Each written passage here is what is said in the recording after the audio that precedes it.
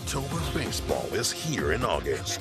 Two fierce division rivals square off for the first of 9 matchups in 14 days that will help determine who conquers the East. Swing drive.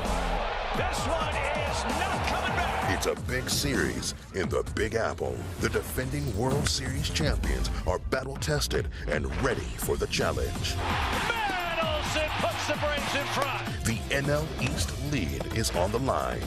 We're coming for them. Braves, Mets, next on Bally Sports.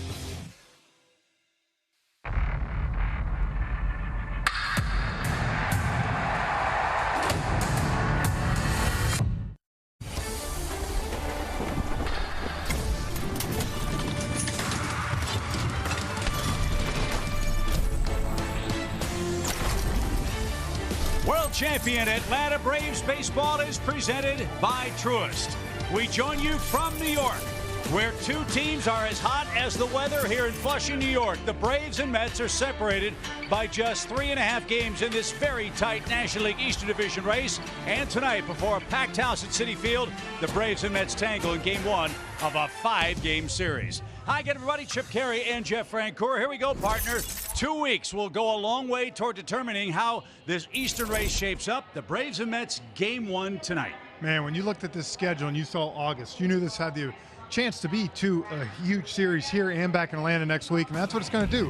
Braves are down 3.5 games. You looked at 9 games in the next 14 days. Now the Braves lost that doubleheader here and then won the next couple. And then, of course, since July, 2 of the best teams in the National League. They're both playing great baseball right now, too. See the OPS this season. These teams are very similar. Braves may be more power, and at the same time, the Mets are able to put the ball and play a little more. 2 great starters, obviously, going tonight, and Kyle Wright and Carlos Carrasco. And the bullpens, both middle and back end, have been outstanding. When you think about 5 games between these two teams the next 4 days, it's going to be a fun series, and it should be, as you said, a packed house here at Citi Field. Well, as Brian Snitker said, these are the games you live for. And when we come back, Kelly Kroll will sit down with the Braves manager as the Braves and Mets play Game 1 of a 5-game set here in New York at Citi Field on Bally Sports.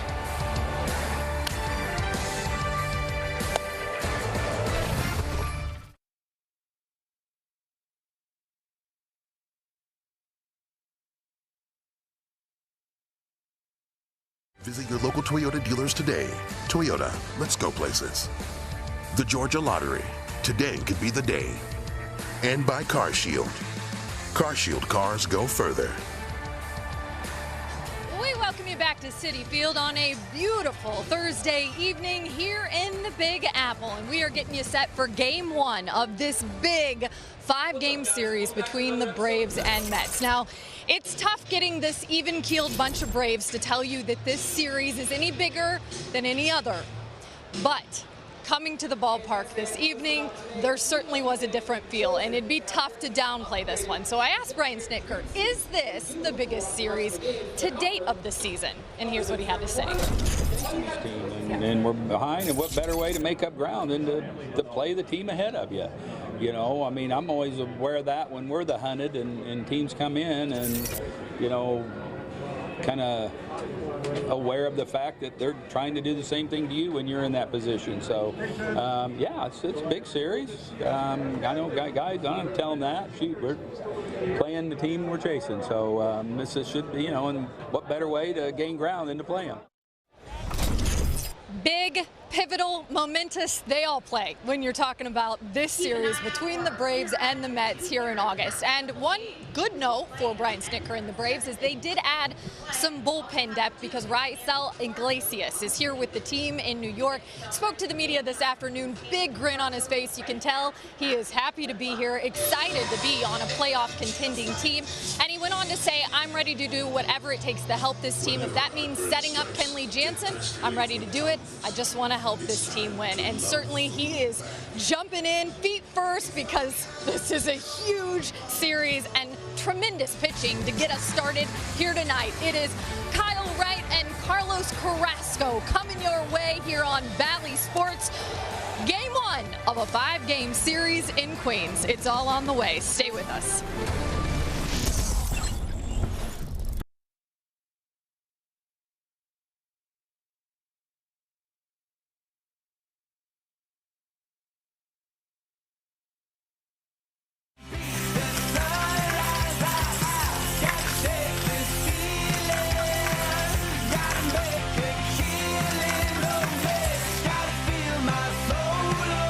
I love those adjectives Kelly Kroll used a moment ago talking about game one between the Braves and Mets here at Citi Field in Flushing.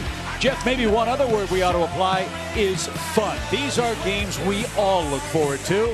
And you know the Braves are looking forward to evening up the overall season series with a Game 1 victory tonight. The Braves are 63-42. Ronald Acuna Jr. once again leads off the Toyota starting lineup for the Braves. MVP candidate Austin Riley is hitting fourth. Michael Harris is back in the lineup after a sore foot sidelined him in the finale against the Phillies. And Carlos Carrasco is the man on the mound for the Mets. Yeah, what a month of July for Carlos. 3-0 with a .9 in 5 starts. He's got 18 2/3 consecutive scoreless going right now. And up here at May 3rd versus Atlanta, through 8 innings pitched, 6 hits, and no runs. But this is also a different Braves team offensively that he saw. But nonetheless, he's had a great season. So with that in mind, Jeff, what are your 4 keys as we start this big series in the Big Apple? Well, you got 2 lefties in the lineup tonight. You got Matt Olson and Eddie Rosario. They're the ones that have had the most success against them. 5 for 8 for 2 homers for Olson. Rosario 12 for 34, 2 homers. And then for Kyle Wright, look, this team loves to foul the ball off. They love to work the pitchers. Attack. I think 2 out of your first 3 pitches for strike tonight is going to be important because he can get early contact and keep his pitch count down. Also tell you this, I love what Brian Snitker told Kelly before, understands the magnitude of this series. He's not shying away from it, saying it's every other game. Look, we're 3.5 behind them, and we have 5, or if we talk about in the open, 9 of the next 14 against the team that's right in front of us. And you'd love to see this guy right here get hot.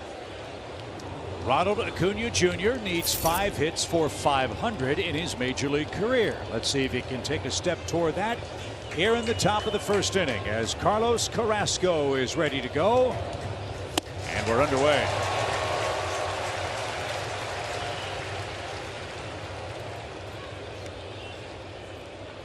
"85 degrees, but it feels a lot hotter than that on the field here in New York. And the wind is blowing out towards center. A breaking ball, a slider. And Carrasco, Jeff, has a good one of those. That's his best pitch. I mean, he's going to challenge fastball mid-90s. He used to have that fastball 97, 98, but that slider has been his go-to all these years.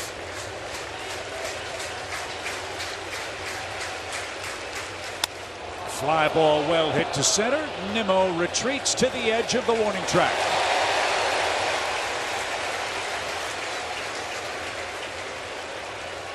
Carrasco has out number 1 here in the Braves first. Dansby Swanson is the hitter. The Braves shortstop, Jeff, is still roasting hot.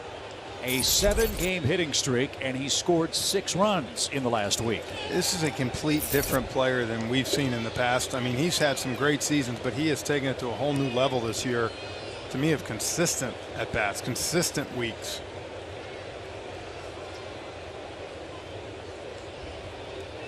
Carrasco toes the first base side of the rubber and floats it in for a strike.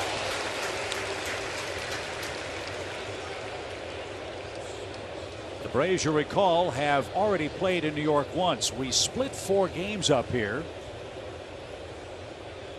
at a time, Jeff, where, as you mentioned, offensively the Braves offense was in fits and starts. Nothing really working consistently 1 through 9 in the lineup. That's not the case for the Braves bats right now. No, completely different offense this time around at Citi Field.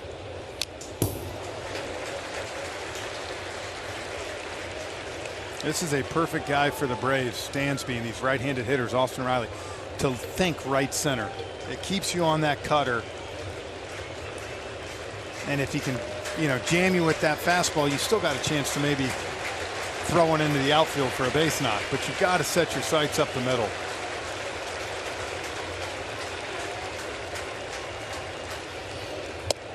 Strike 3 outside corner, 2 are out.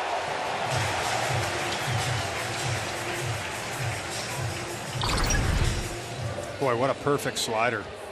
I mean, just painted right on that outside corner. Again, my key, the lefties. Matt Olson, 5 for 8, 2 home runs. To me, they're the guys. One of those two is going to have a big hit tonight. Matt's hit 3 homers against the Mets this year. 3 homers among his 5 hits against New York pitching. And they have a big shift on him with 2 outs and the base is empty. And it's strike after strike from Mr. Carrasco.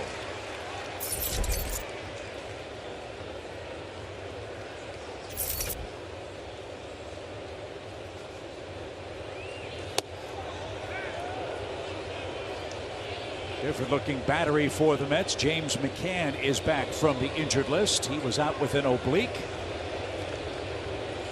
And Olsen awaits a 1-1 pitch. Change up on that pitch. Yeah, McCann's back. That's one position I think Mets fans thought they might try to upgrade during the deadline, but both him and Nito, very good defensive catchers.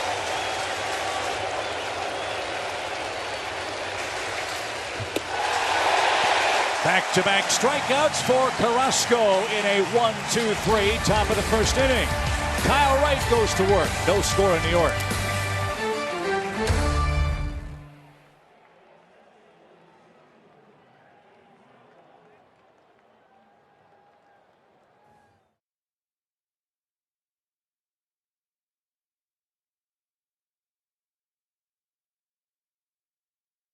Kyle Wright will face the first place Metropolitans, who've won 8 of their last 9 games. Brandon Nimmo, Starling Marte, and Francisco Lindor, the top 3 on their Toyota batting order, Jeff. And I think you made a good point. They really frustrated the Braves starting staff when we saw these guys back in Atlanta. What does Kyle Wright do to counteract that? Just throw strikes. Look, he's got that big sink. This team, Mets team, doesn't have the power. You know, they're not hitting a lot of home runs, so you got to force them to get 2 or 3 hits in a row. Don't give him any free passes. You said something, I apologize. Chip, you reminded me. Michael Harris is in the lineup for the Braves, so a third lefty, but did not face, obviously, Carrasco last time. So hopefully another guy that can add some power at the lineup. So Brandon Nimmo, who's reached base in 7 straight games, is the Mets' leadoff hitter. 10 homers, 39 driven in.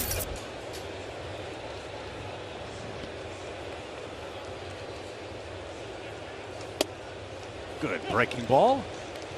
1 ball, 1 strike. Your point well taken about the power difference. The Braves have hit 161 homers, the Mets 106. Yeah, it shows you can play all sorts of different ways. Look, the Braves strike out a lot more than the Mets, so they got the power. Kind of the Mets more have been scrappy. That's why Rick Kranitz, as he was talking to us, said Kyle Wright's got to attack. We got to go after these hitters.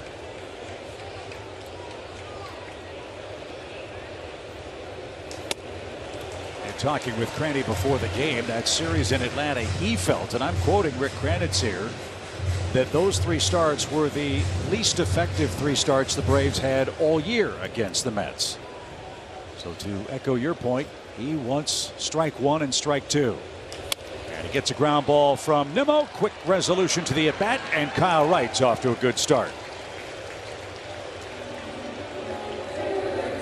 Starling Marte is coming up.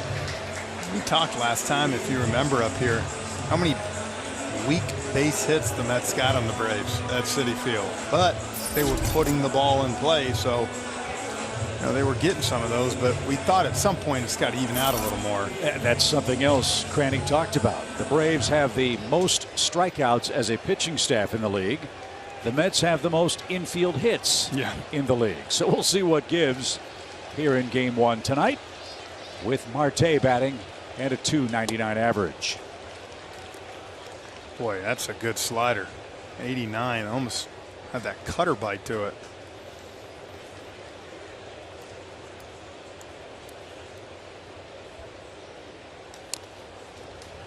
It is so fun to see the dramatic growth that Kyle Wright has made from season to season for the Braves. He leads the National League in wins. He's 13-4. And the Braves have won the last 7 games started by Kyle Wright. That's why you feel great about him opening up this series in New York. And did he go? Nope. Jeff Nelson says no swing. He's our first base umpire. 1 ball, 2 strikes. So far, 2 batters.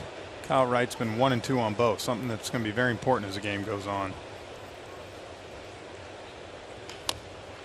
Dribbler toward third. Riley's got it. It's another infield hit.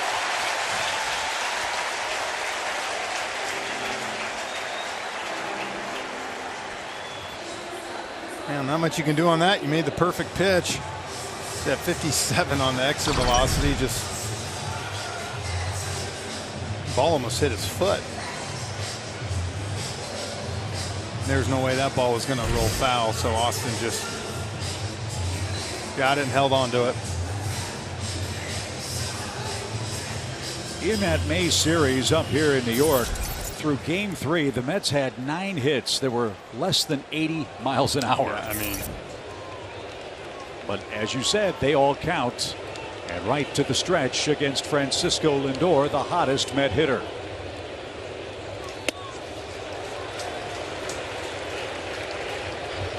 Lindor has hit safely in his last 10 games and has been on base in half of his plate appearances in that stretch.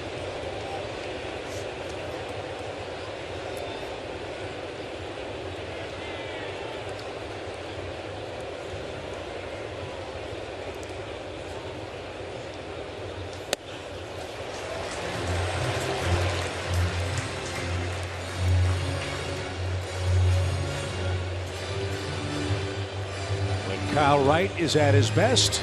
He wears out the infield grass. He's got 2 ground balls in the game. 1 for an out, 1 for a hit.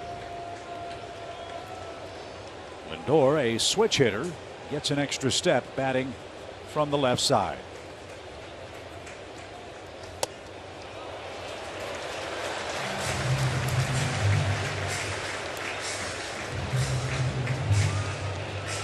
Lindor has hit into 5 double plays this year. And Wright has gone 3-0 with Pete Alonso waiting on deck.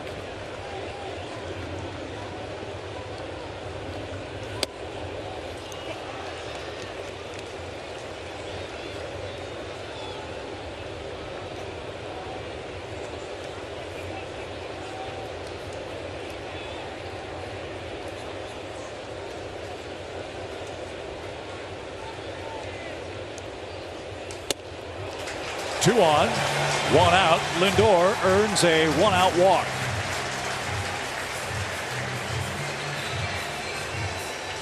So Pete Alonso is your batter. Alonso, a double play candidate. He's hit into 11 of them.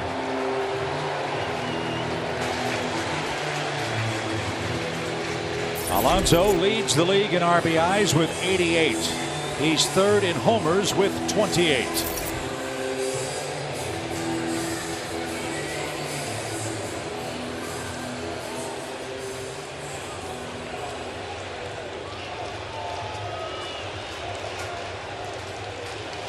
Infield hit and walk with 1 out.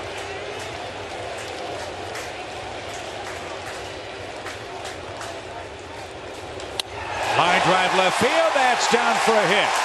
Marte is going to score. Lindor tried to deke. The throw comes into second. They're at the corners. 1 out, and the Mets score first.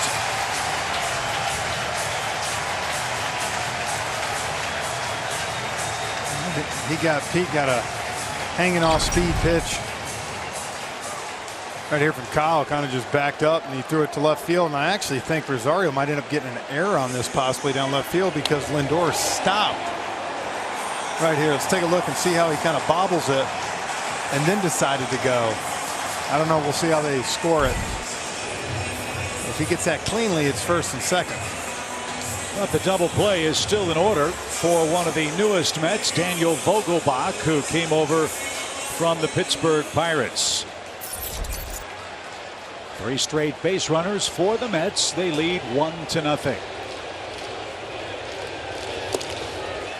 And this, Jeff, is where we have noticed the biggest amount of growth for Kyle Wright. He has been remarkably able this year to minimize opposing damage. Yeah. Know that, they came out, got a infield base hit, and the last 2 guys have gotten on. Try to get yourself a strikeout or even a ground ball double play.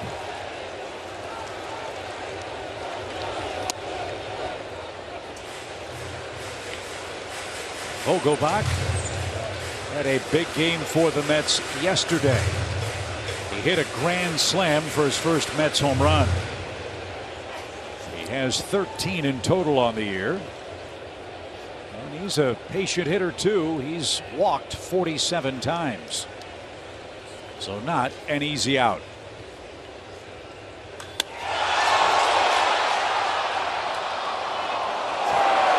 Now look, they tried Dominic Smith out at DH. Some other guys didn't really have anybody that stepped up, so they went and got Vogelbach and then added Darren Ruff for left-handed pitching to split the DH. So that's the one part where they felt they needed upgrade.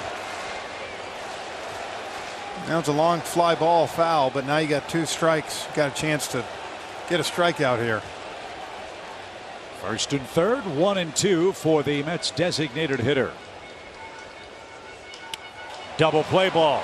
There's 1, there's 2, and Kyle Wright gets that much needed double play and puts out the fire, and the Mets settle for just 1. We go to the second in New York.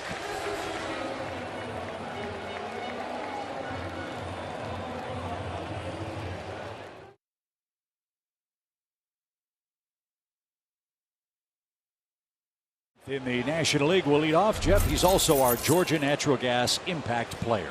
Yeah, I know another third baseman that used to love playing the Mets.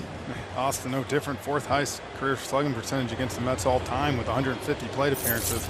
9 home runs here in 24 games at Citi Field. Well, let's see if he can get the game even, break this long scoreless streak for Carlos Carrasco, who received an infield hit and a run scoring hit from Pete Alonso and has an early lead.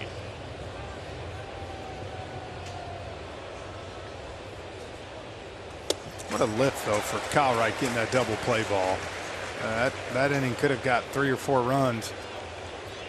Instead, he got a double play and got out of it. Kept it at 1-0. Austin Riley sporting a .300 batting average with all of that power. I think that's what's been so fun watching his evolution. Not just power and production, Jeff, but hitting for a high average too. I thought that was a great deal for both the Braves and Austin.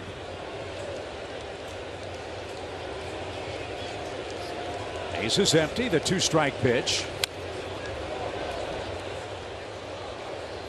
Riley fought off a sinker from Carlos Carrasco, who earned his 100th career victory in his last start against the Marlins.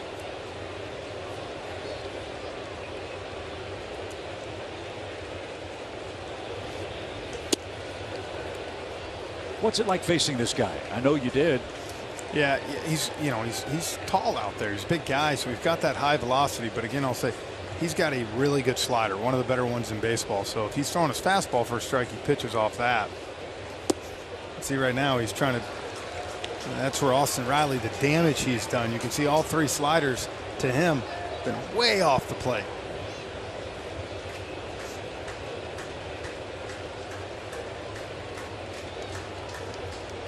Full count pitch, and Riley pops that up over by the Mets on deck circle. A lot of foul ground, and McCann can't handle it. He had a long way to go, and Austin Riley gets a swing on the house. The count remains 3 balls, 2 strikes. Yeah, you saw Pete Alonso right here kind of hit himself after this. That could have been a ball for him, possibly. That's a tough play for a catcher running towards the dugout. Break for Austin Riley, gets you another swing.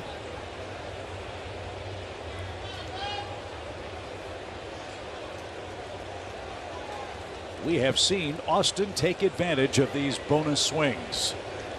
This would be a great spot for that. Base is empty and a full count.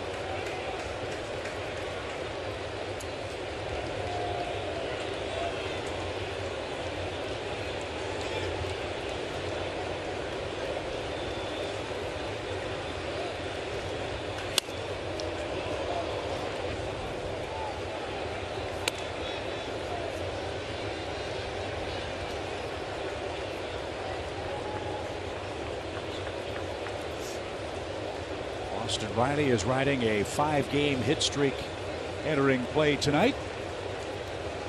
And he's making Carrasco work here. smoke toward Lindor. Almost knocked him down. It was hit so hard. 1 out. So a hard hit ball, but nothing doing for Austin Riley. Eddie Rosario is the batter. Kelly, you talked with Kevin Seitzer. What's the Braves' approach against Mr. Carrasco? Well, he was so good against them last time out, and I said, you know, if he sticks to his strengths, what adjustments do you want to see from your guys tonight at the plate? And he goes, we just really have to be a little more disciplined in the strike zone as far as what we're hunting. Force him up in the zone. He goes, chase pitches down, whether it's that slider, you name it, we just have to force him up in the zone, and that's really been his main focus with every single guy. I was out there during BP, and it's really what he pulled all of them aside and kept saying, Frenchie, that's what he wants to see from them here tonight. Yeah, you love it, especially with a good slider like that. If you get a pitch early, and that one's painted there in the outside corner, but you want to be ready for that. You don't want to get sometimes deep into the count against a guy like Carrasco. Eddie's average is on the rise. He's at 172. And of all the Braves in the lineup, he has faced Carrasco the most. And he's had good luck, Jeff. 12 career hits, including 2 home runs. Yeah, those years with the Twins and Indians at the time, now Guardians, obviously.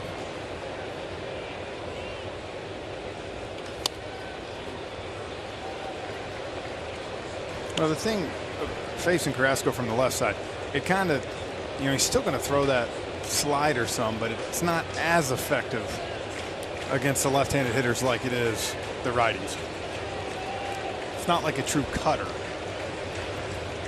Well, he's gotten ahead of the Braves left fielder. 1 ball, 2 strikes. Huge hole left side with a man out. And fortunate to foul that away.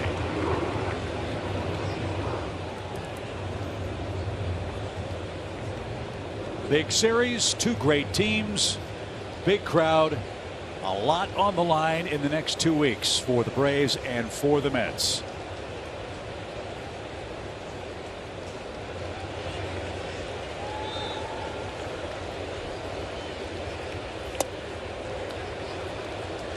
I remember about this time last year when the Braves really started to just come back on the Mets and pull away. It's a different Mets ball club this year than we saw last year. So I think these guys know how important this series is. Rosario pops a 2-2 pitch toward left, and Naquin is there, and he makes the catch. Naquin, another new New York Met. And it's 5 up, 5 down for Carrasco, and former Met Travis d'Arnaud is back in the lineup tonight.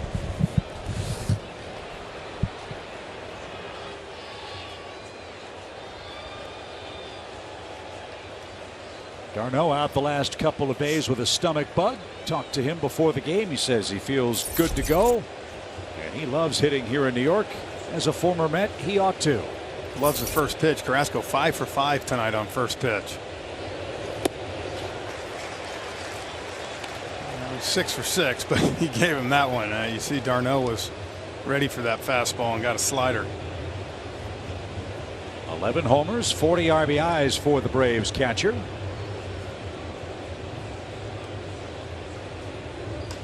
And driven off the netting foul. It's 0-2.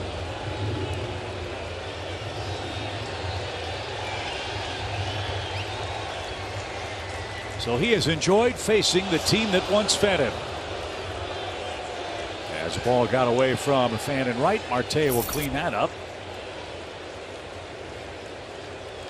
d'Arnaud 191 career games here at Citi Field, 24 homers. And the ball was traveling during Braves batting practice today. But not here. Carrasco has struck out 3 through 2 scoreless innings and enjoys a 1-0 lead.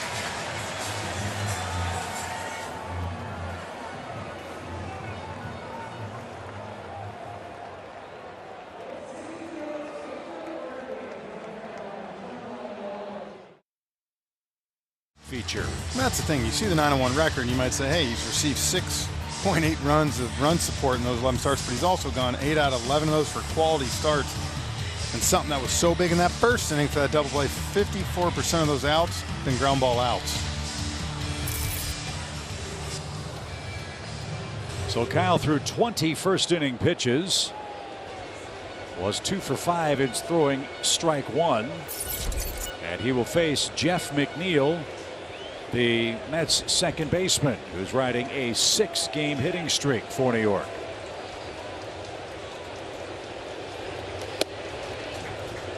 Right now it looks like Kyle in that fastball might be a little bit, I don't know, I'm sure he's amped up some in this game, but he's missing arm side kind of up. He's going to get that pitch down.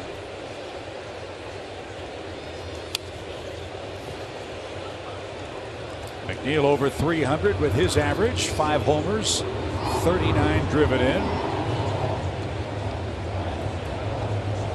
He's an all-star for the Mets. And a tough man to strike out, just 44 of them on the season. But Kyle is 1 strike away from adding to that total. A good changeup. Yeah, back-to-back changeups.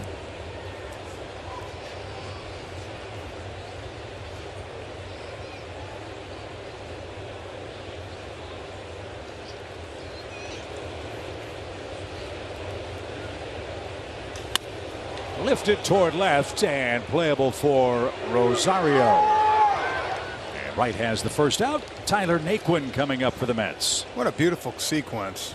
After 2 good changeups on him, 95, and he's late on it, and all he can do is get weak contact on a fly ball.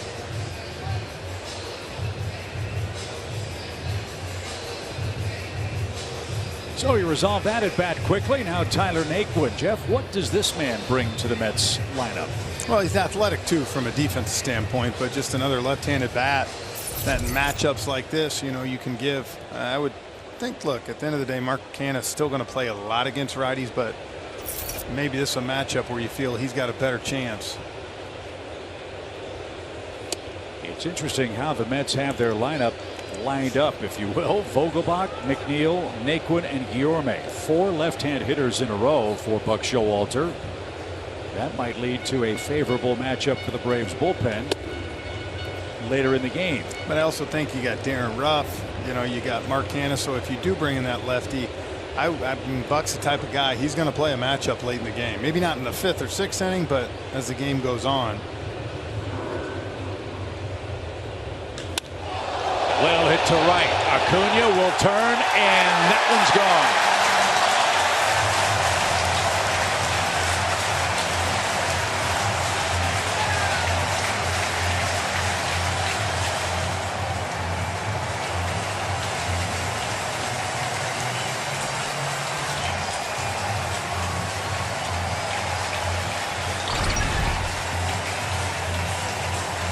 Trying to go in, man. That thing came right back over the heart of the plate, up 110 off the bat.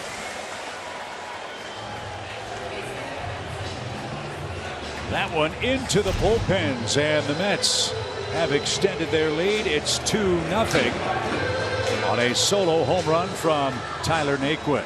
Now Luis Guillorme is the hitter.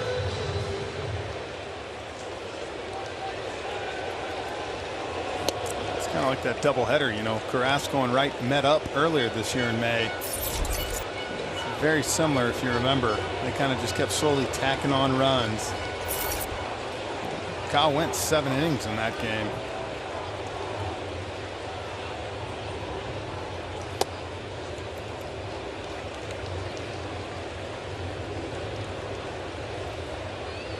Brian Snitker has said of this man, he's a baseball player, and that is the ultimate compliment for a major league manager.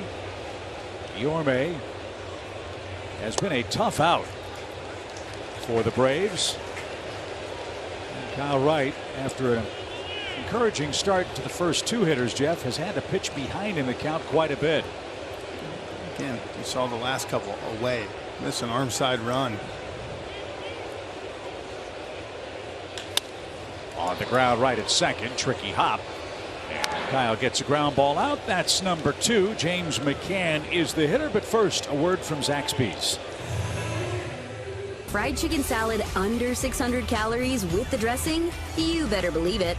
Only at Zaxby's. 4 outs via ground ball for Kyle Wright in the game. Now James McCann, the hitter, batting .183 on the season.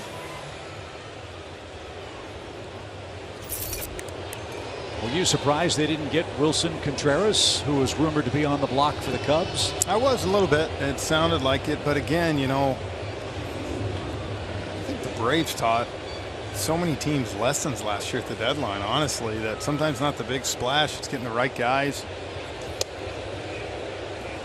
You know, and they do love the catching dynamic of McCann and Nido, better defensively.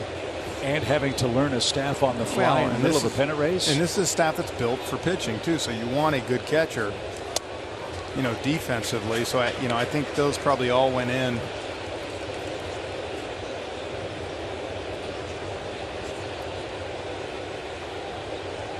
McCann ahead in the count, 2 balls, no strikes.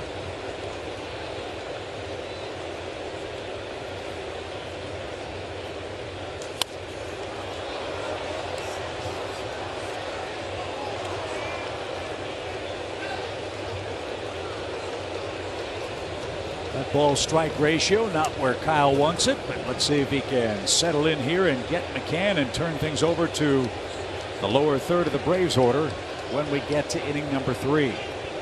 Single runs in the first and here in the second for the Mets.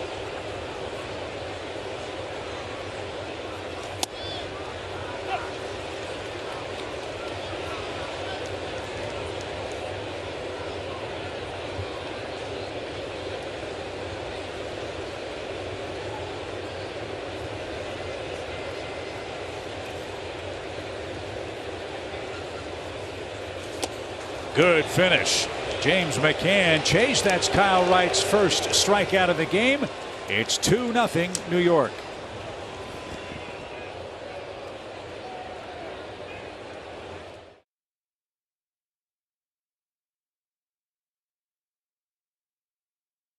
The GMC Sierra heavy-duty truck.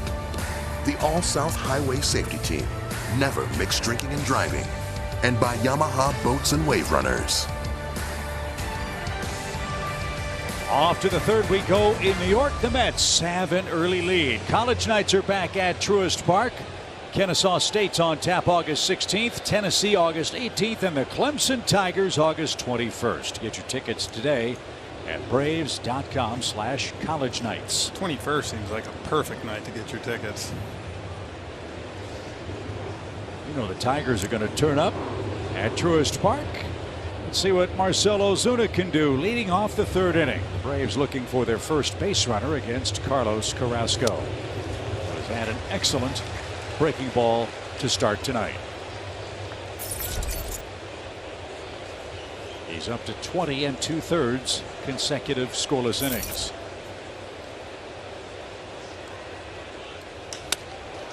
And that takes care of the no-hitter. Ozuna with a line drive to center. And the tying run will come to the plate in the Braves' third. You know, you think about the 2 right-handers right now that have stayed up the middle. Austin Riley absolutely smoked that ball at Lindor. And now same thing. So he was trying to go in. Left it out over the plate, but he hit right back up the middle. Jeff McNeil had him played a little too low. And now Arcia's coming up. Arcia's been swinging a hot bat for the Braves. He's hit a homer in back-to-back games. One here would tie the game. The Braves, as you know, built around power.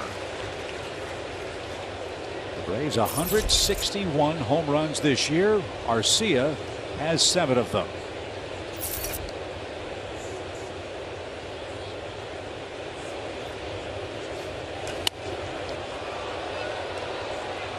Oh, 0-2.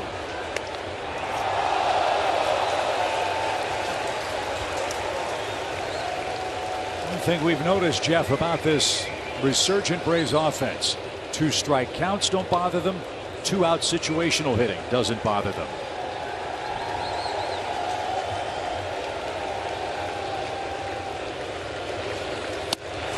Arcia didn't get a slider and is strikeout number 4 for Carrasco. Michael Harris, the hitter, 1 on, 1 out.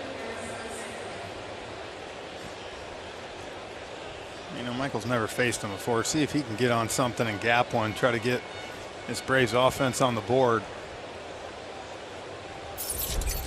Got a scare with Michael against the Phillies. He was hit by a pitch on the foot in his first trip to the plate in that game.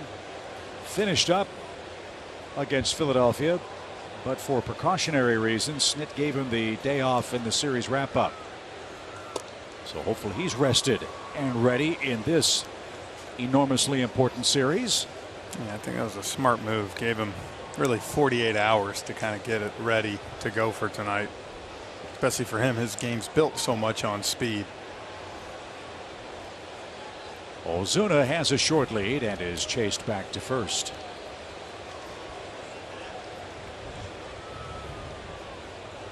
That's new. Some protection on that front foot for Money Mike. Michael Harris, the Braves center fielder. Little dribbler. Carrasco has to hurry. He'll glove, he'll flip, and just got it. Dang, I was about to say we're going to do to them what they've done to us, but good job by Carrasco. Just getting the Speedy Harris.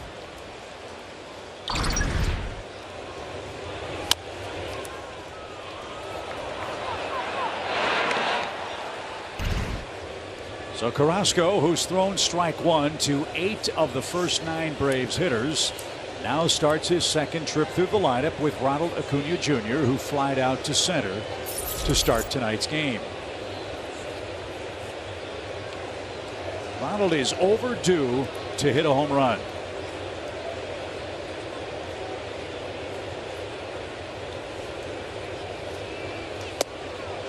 His last long ball, July 8th, against Eric Fetty and the Washington Nationals.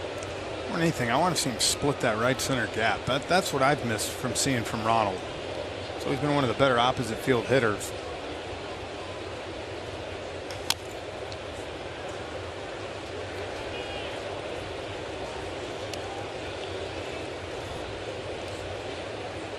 One ball, one strike.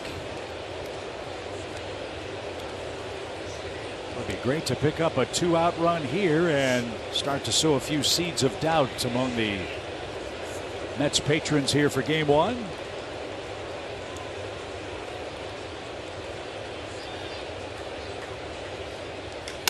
There's a shot down the right field line, but that's going to curl into the stands.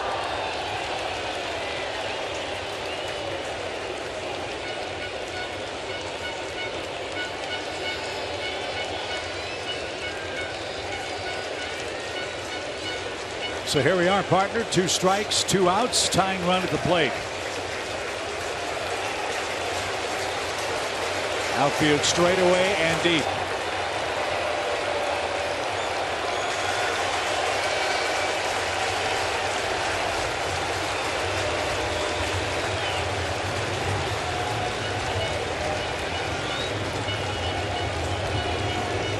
Carrasco having trouble hearing with the PitchCom device.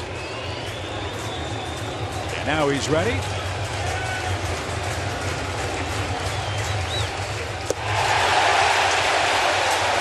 Ozuna left stranded for the Braves in a scoreless third.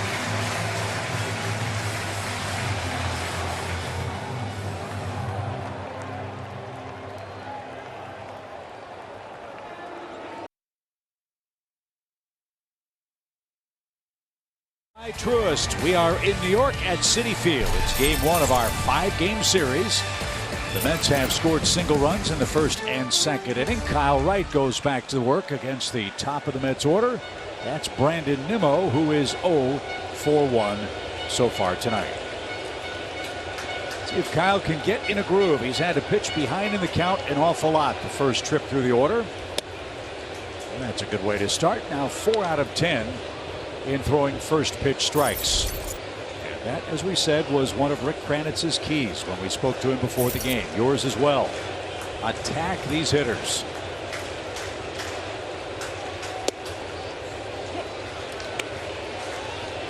You can be patient all you want, but if you're throwing strikes like this as a hitter, you get behind 0-2. I don't care how good of a hitter you are. You're going to struggle to get on base.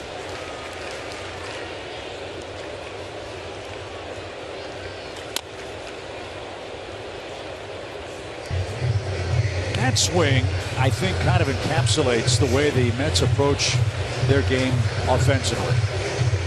Foul ball, fight, scrap, put it in play. They're a team that they want to get out to a lead like this. They're not a great come from behind win team because of the lack of power.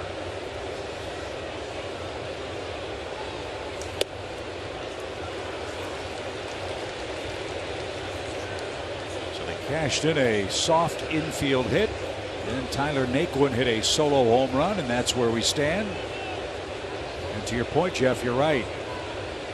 When the opponent scores first against the Mets, New York is 16-27 on the year. There's a good sequence from Kyle Wright. Back-to-back strikeouts and a good start to the third inning. Well, they feel like they can control a game. They got good starting pitching. As you see here, great changeup by Kyle. Way out in front. They want to get the lead. They want to kind of push the narrative of the game. Starling Marte, that swinging bunt turned into the first Mets run in his first trip to the plate.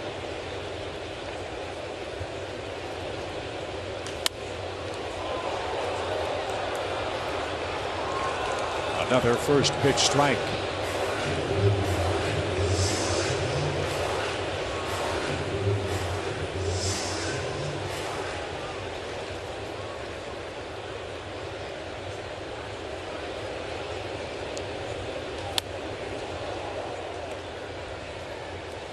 There's that sinker from Kyle Wright at 95 miles an hour. 2 strikeouts, 4 ground ball outs for Wright, and he's got Marte set up 0-2.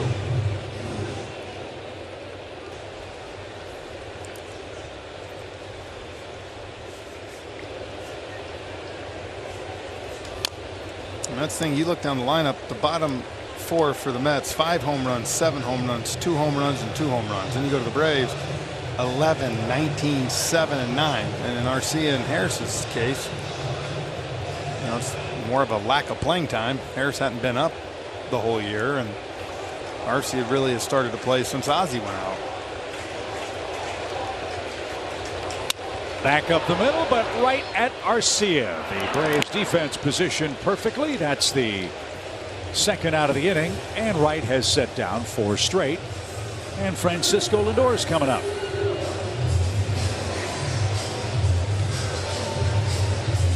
Lindor walked and was left stranded in the first inning. Big double play ball turned in by Kyle Wright to escape a potential big inning for the Mets.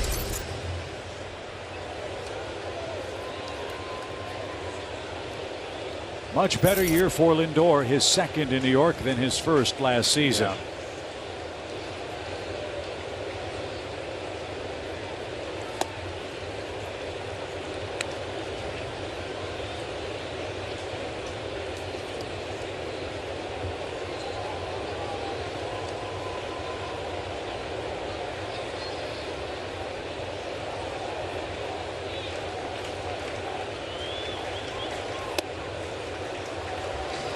Ball 2 outside with Pete Alonso waiting on deck.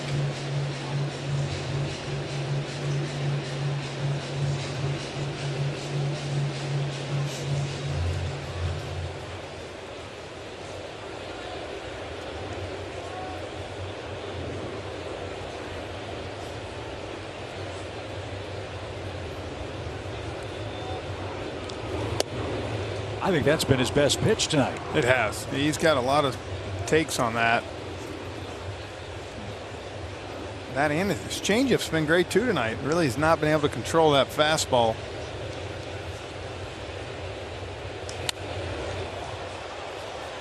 Especially the lefties. But he's battled back to even the count for the Mets shortstop, Francisco Lindor. 2 balls and 2 strikes. When we get to the 4th inning, Swanson, Olsen, and Riley are coming up for the Braves. Let's see if they can do something second time around.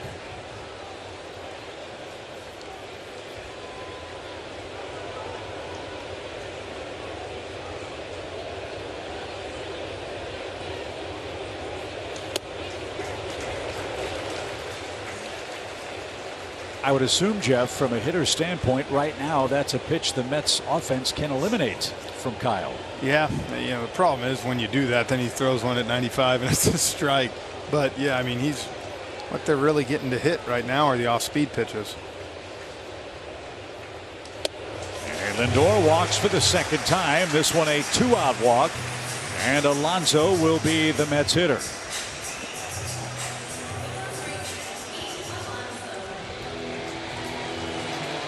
Alonso now with 89 RBIs. His first inning single made it 1-0 Mets.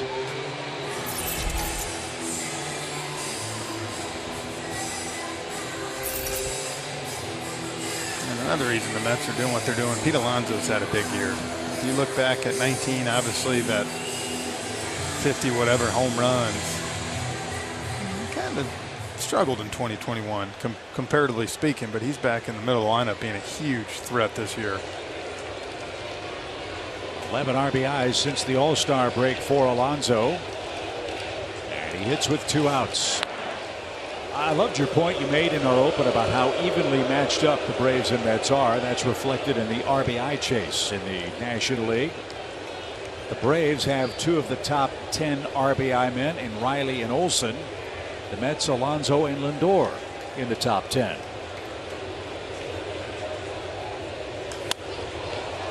Pop fly back toward us, and d'Arnaud won't have a play. That's into the seats foul.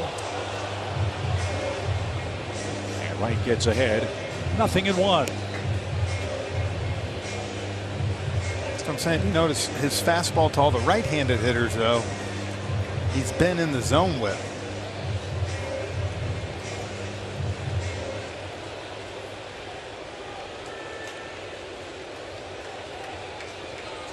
That strike to ball ratio improving by the pitch for Kyle Wright, who's thrown 52 of them. He's not out of the 3rd inning yet. Modified shift for Alonso. Arcia still on the first base side of second base. And that's away. 1 ball, 1 strike.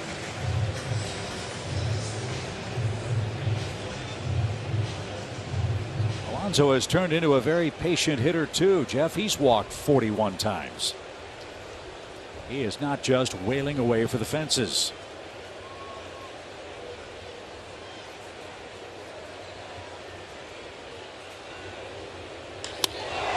Well hit to left. Gone.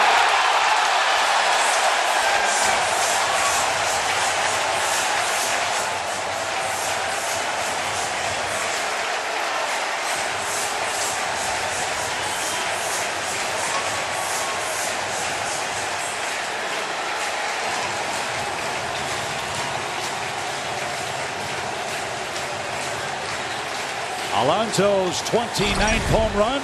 Mets lead by 4. Oh man, you talk about a hanger. Started off in the inner half, and that ball was just lined out of here.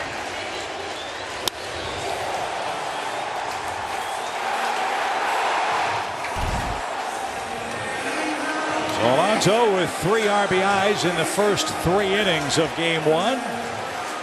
Dan Vogelbach is the hitter. He wrapped into a double play to end the first. Go back to this 2-out walk to Lindor. Had him 2-2.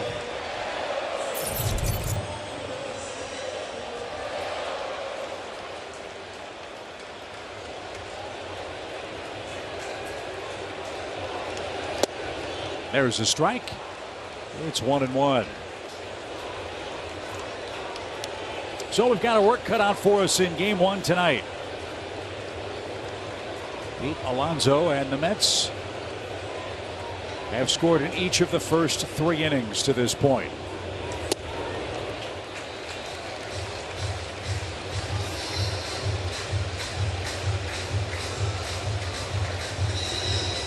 Cal's this control right now. You're just seeing him miss more kind of sporadically than we're used to seeing him.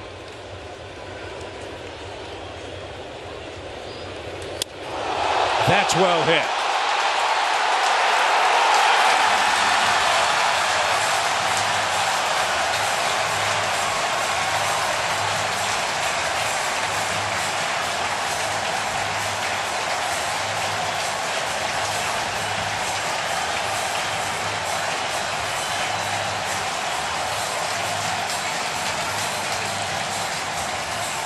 Alonso and Vogelbach go back to back.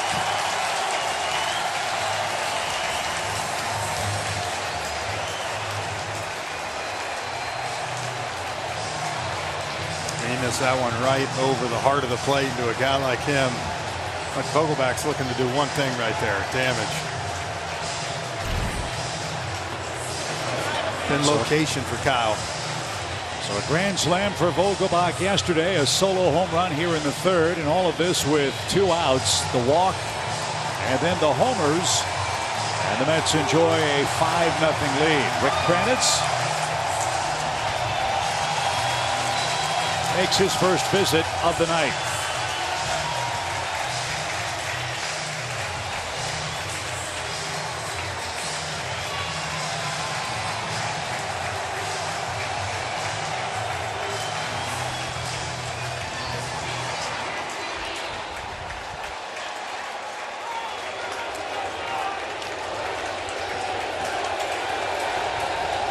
Five runs on 5 hits for New York. Jeff McNeil, the hitter. He flied out his first time.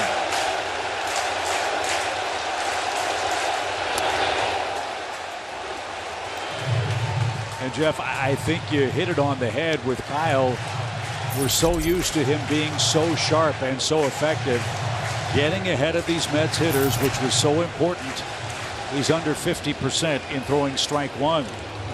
Yeah, and that's not a good recipe against this offense. On the ground, Olsen gives way to Arcia, right to the bag, and that retires the side. The Mets have gone back-to-back with homers for the 3rd time this year, and we head to the 4th.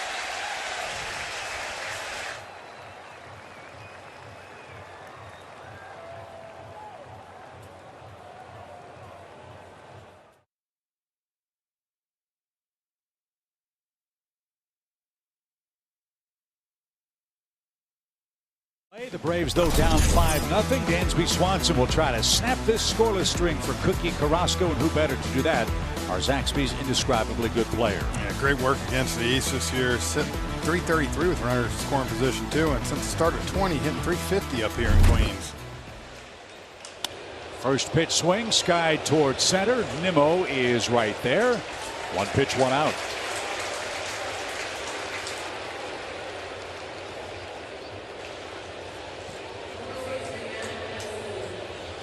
What's your plan of attack now? Down 5. You have 1 hit through 3 1/3 innings. Now you got to try. Look, you got to get a couple back and try to keep this thing within reach, and then hope that Kyle can go back out for 2 or 3 innings and keep them at 5.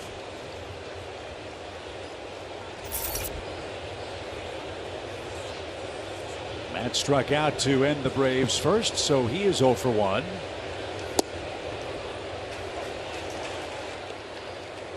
Carrasco continues to throw strike 1.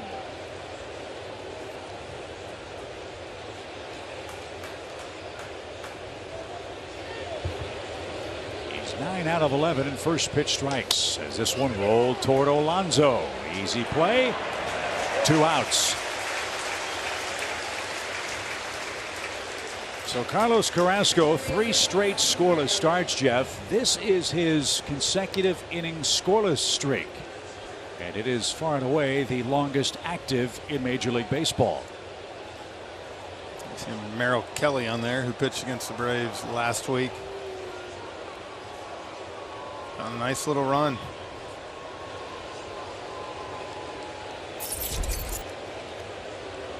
Austin Riley, 32 out RBIs this year.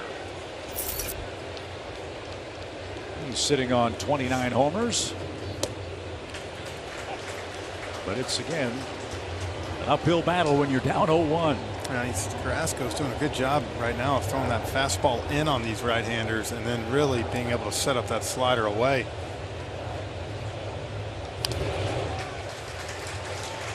A changeup on that 0-1 pitch. It's the other thing, giving him that 5 runs, all of a sudden he's starting to feel kind of bulletproof out there. Braves need a big hit, a mistake, something to change their fortune. 0-2 pitch.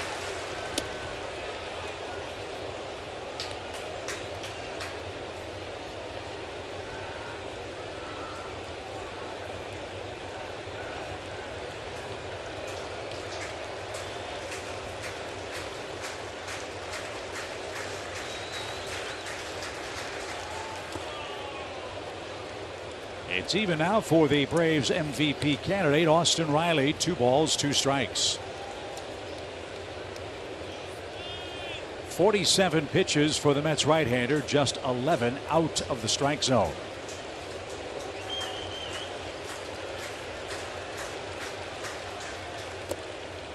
And he did this last time to Austin Riley.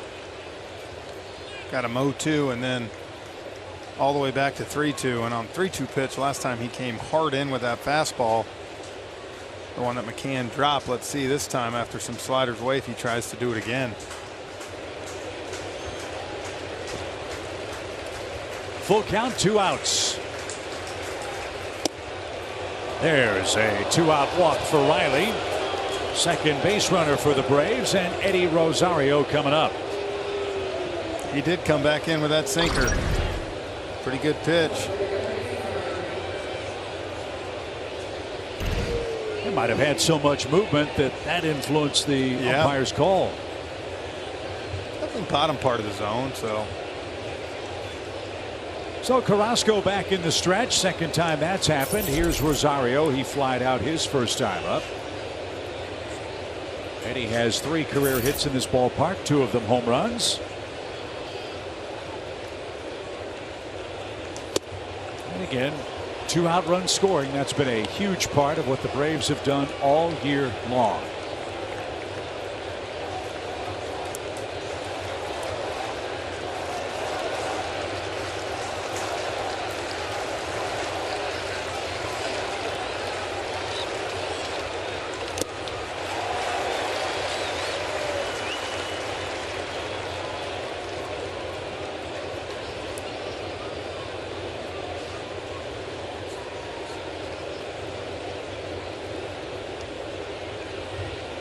Even count for the Braves left fielder Eddie Rosario.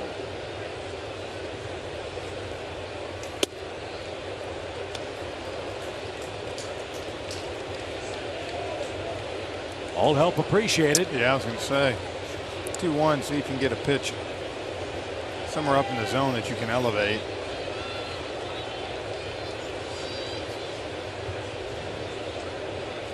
Wind is blowing out toward right. That might help Rosario here. The pitch. Fly ball left.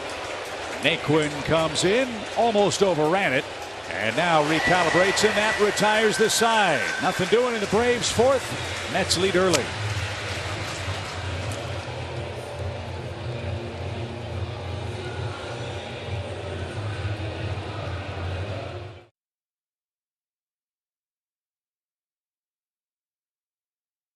Brian Snitker meeting with the media and passing along a few updates. I know all you Braves fans at home are wondering about Ozzie Albies, and he played catch at Truist Park actually on Wednesday, and he is set to resume light baseball activities very soon. He is progressing, and as far as the timeline goes, the Braves are still really hopeful, guys. Mid to late September, they could have Ozzie Albies back in this dugout. I know they certainly could use his smile and his energy right now, and we've all kind of seen him right when we're in Atlanta in the clubhouse, and it is just great to have him around out of that boot and finally walking around and resuming light baseball activities is a very good sign. Yeah, Ozzie probably the most contagious player in that team as far as guys, want to be around him. He brings that energy every night, and it's been missed. There's no doubt about it, especially when you get into August where it's 95 degrees. It's good to have a guy like that, so hopefully he can keep progressing because need him back. RC has done a great job, don't get me wrong, but the energy that, what he brings, it's tough to replicate. So good news, Kelly. Great report. Appreciate that as Kyle Wright works here in the Mets' 4th inning. And a swing and a miss by Tyler Naquin, who homered his last time out. What's the mindset for Kyle Wright now as he makes his way through the bottom part of the Mets lineup for a second time? He got 5 games in 4 days, so he's telling himself, I got to get through 6 innings here and keep this game where it is and give the offense a chance. We know the Braves can strike at any time. And when you're watching Carrasco right now, you can't give up too many more runs, or it's going to be tough sledding to come back.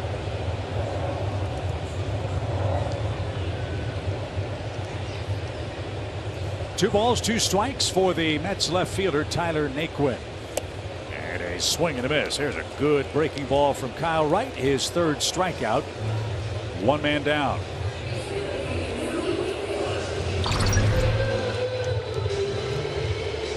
That's a perfect example when Kyle Wright's able to pitch ahead. That back foot curveball, and he gets a swing and a miss. So 3 strikeouts for Kyle, 6 outs via ground ball for him tonight. He got Guillorme to roll out to second in the second inning for the Mets.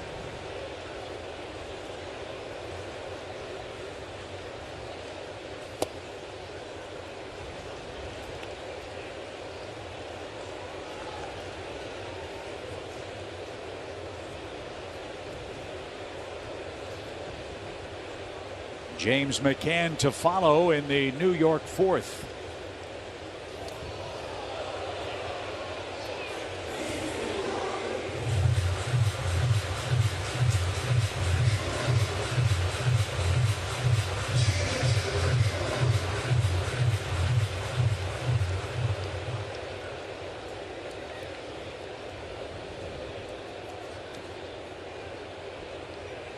Two balls, no strikes. And that's lifted off to the left side and out of play. It's 2-1.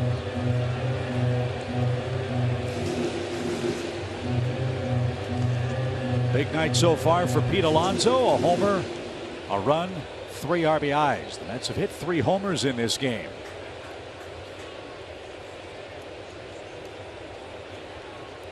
Including back-to-back shots in the New York third.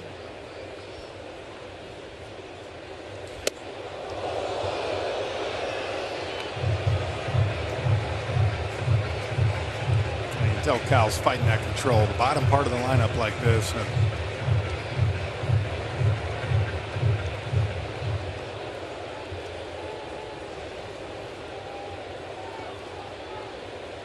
So it's 3-1. And a base hit the other way. Guillorme got a hitter's pitch, didn't miss it, and the Mets have 6 of those in the game. And a 1-out single brings up the catcher and 9th place hitter James McCann. 95 to start over the middle and ran away, and Miramar fed into left field. And that's where you look at Kyle Wright, 4th inning, 69 pitches. Try to find a way here to get a double play ball, get out of this inning. Well, you've got the catcher up. You like your chances if you can get a ground ball from Mr. McCann.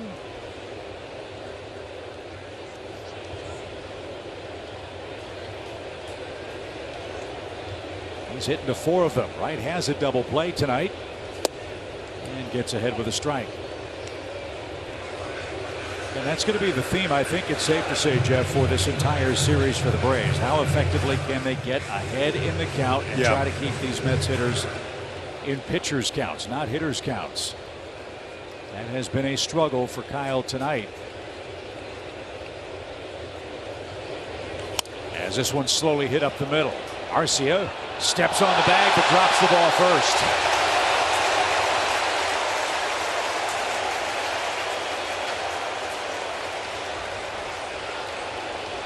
So everybody's safe for the Mets.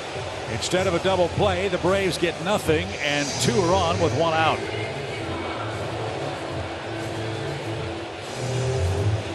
This ball, he had it in his glove. Just went to get it.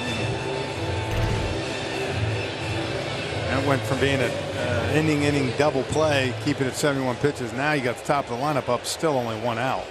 And a fast runner in Nimmo, who has an 0-for-2 start to his night. And that ball wasn't hard hit. No. That's the toughest part for Kyle. He's working overtime here.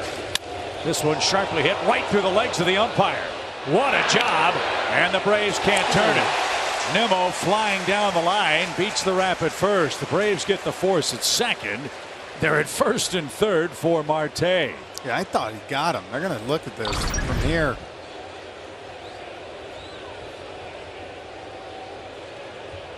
Take a look.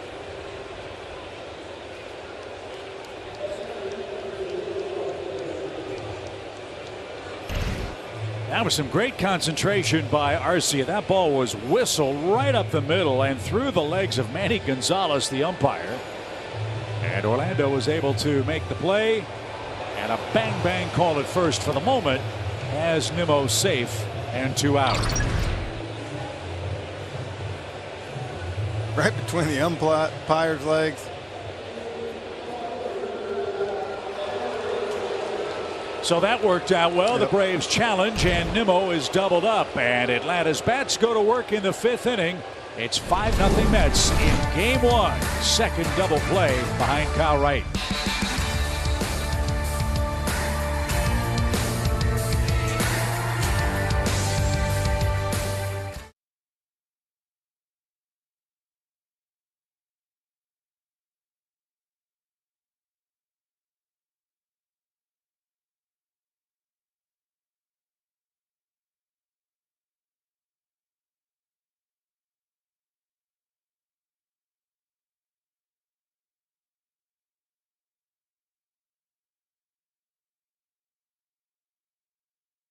Against Carlos Carrasco, who enjoys a 5-0 lead.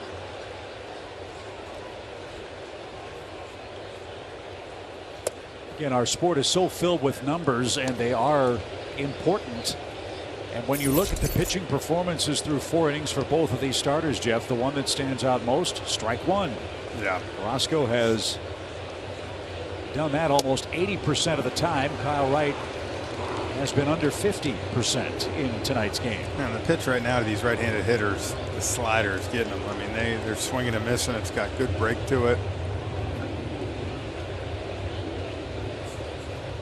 A ball and a strike for the Braves catcher, Travis d'Arnaud, who is batting .251 on the season. The Braves have 2 base runners, a leadoff single in the 3rd, and a 2-out walk to Austin Riley. Problem is he has done, Carrasco, you give him credit, that sinker in, he's done a good job of establishing the inner half too, so you can't really, these hitters, it's tough to dive out over the plate to go the other way.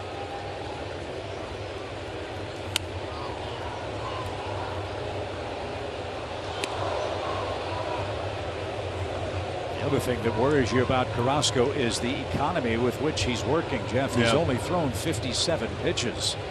41 of them are strikes.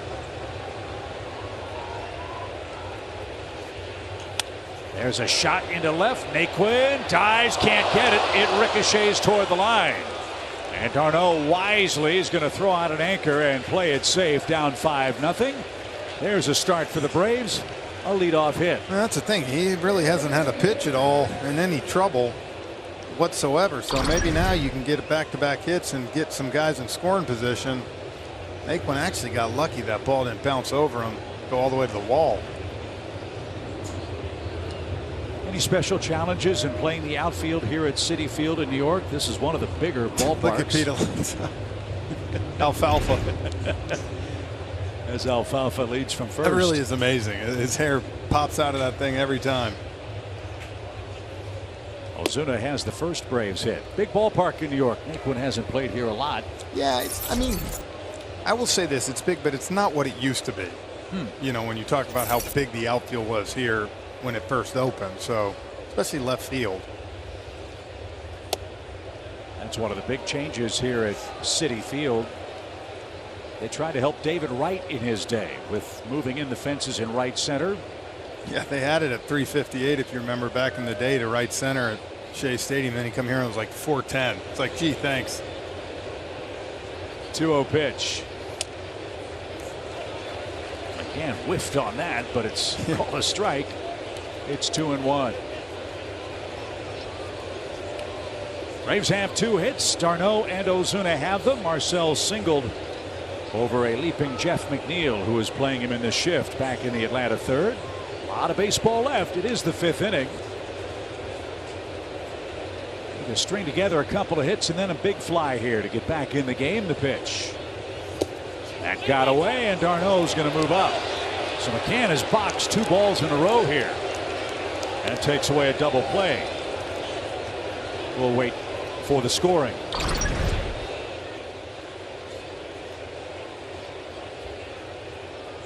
Gotta love that New York 2 up 5-0. The fans will let you know about it. Just got away from him. That was ruled a wild pitch. Now Ozuna way ahead. 3 balls and a strike.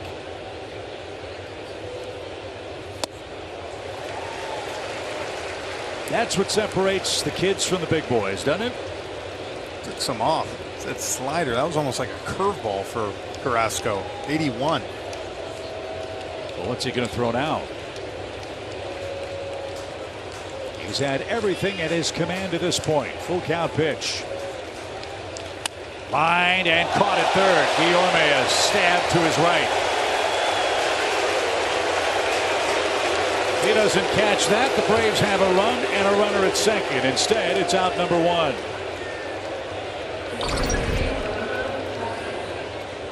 Great job. I mean, Marcel squared that thing up, and it actually, he caught it while it was past him.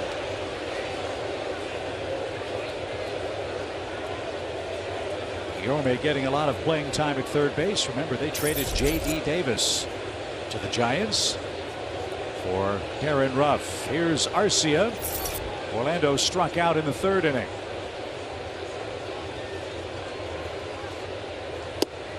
Another first pitch strike.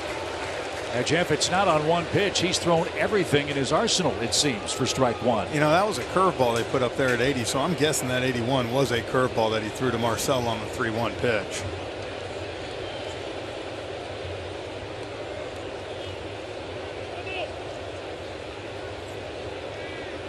It's the one you want to hit, though. It kind of was a spinner over the middle of the plate.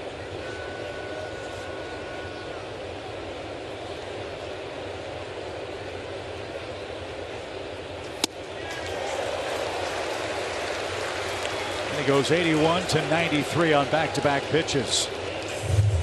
And it's 0-2.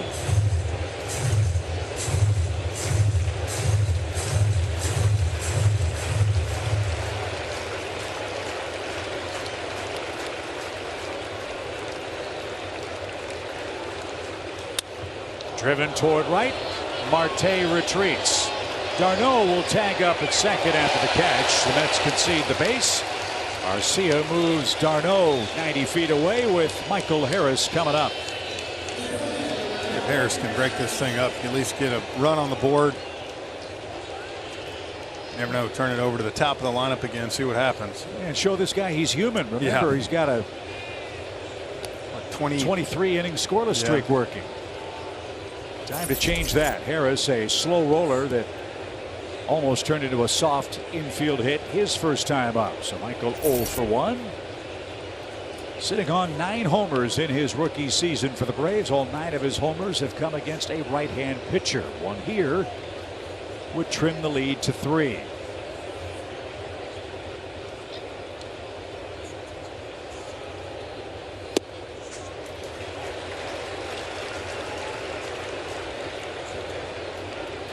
It sounds so obvious, but I'll ask you, from a hitter's perspective, what's the difference between 0-1 and 1-0? Well, you're giving the pitcher so much more room to open that strike zone on you. Here's a good chance here. Michael look something out over the plate and drive it to left center.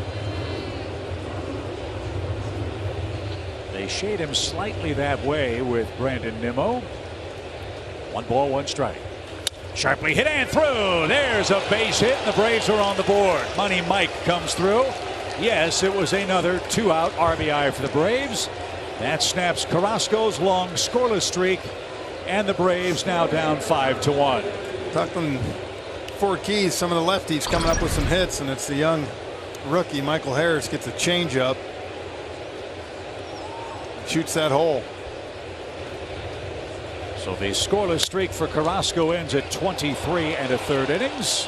Michael has his 31st RBI, and now, Jeff, as you said, with Acuna up, we keep waiting for Ronald to rise to the occasion in a big moment. Here's Gapper, one of them in game 1. Gapper long ball right here, and the game changes quick.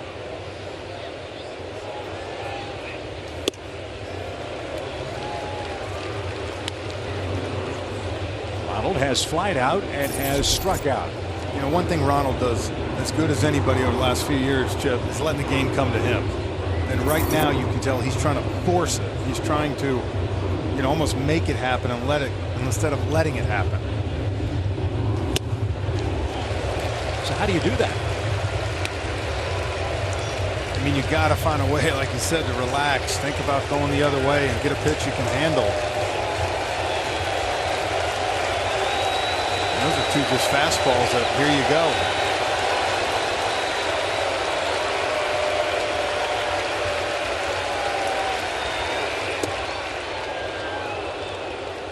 Well, as you saw, this is Ronald's longest home run drought of his career. While a long ball would be nice, a base hit of any kind would work for the Braves with Harris at first and a run in. 2 outs.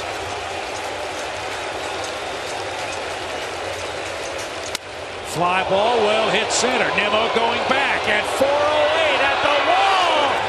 It's gone.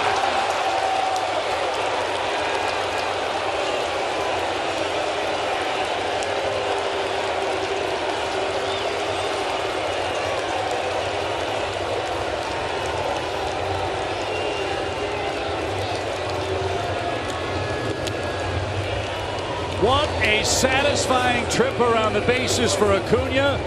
The homer drought is over, and the Braves are back in this game. If you're Carrasco right now, you're probably second-guessing throwing that slider after getting 2 fastballs by him. And on the other side, if you're Ronald, hopefully that takes the pressure off. Your shoulders feel a lot looser now, a lot lighter, and hopefully it takes a curtain call. I don't know if anybody's giving him a hand here in New York, but went right into the apple in center field.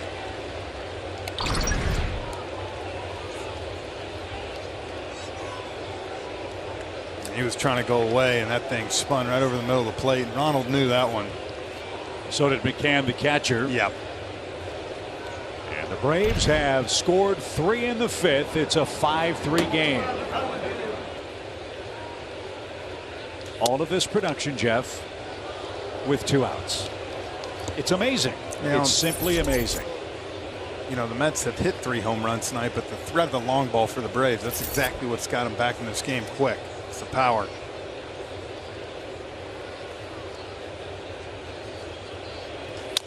High hopper hit toward Lindor. He handles that top spin shot, and the inning is over. The Braves get a 2-out single from Michael Harris, and Ronald Acuna Jr. snaps an 18-game homerless streak. A 2-run bolt into the Big Apple in center in New York. We are through 4.5 at Citi Field. The Braves are back in the game. It's 5-3.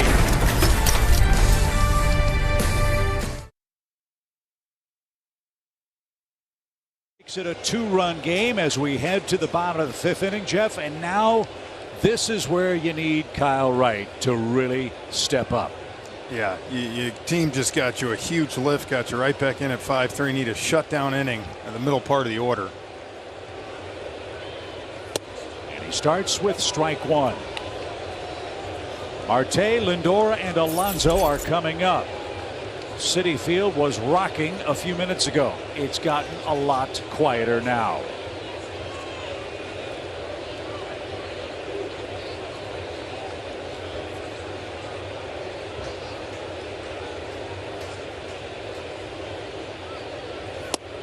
At the knees. That might have been his best fastball of the night. That authority, good sink.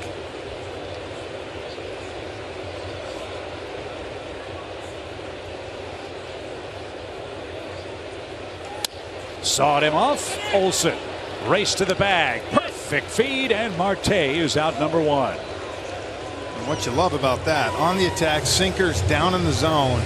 Look what happened. You got a bad inside out swing for weak contact. So another ground ball out for Kyle Wright. And Francisco Lindor is the hitter. He has walked twice and has scored once.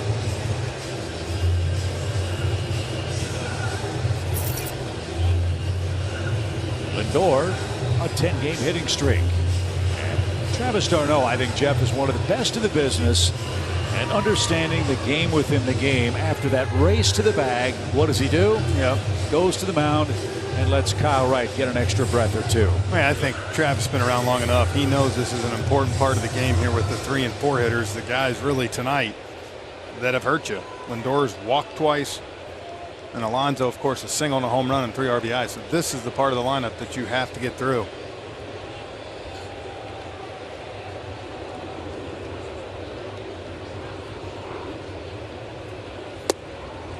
First pitch strikes to Marte and Lindor. It does make a difference.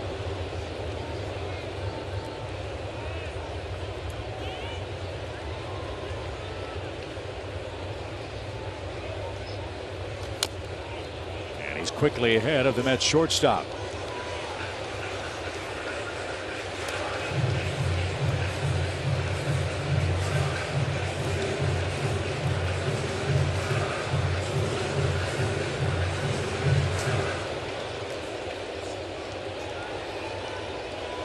You'd love to get at least 2 more innings out of Kyle Wright tonight. The Braves have brought him to within 2 runs. And now a 2-strike pitch.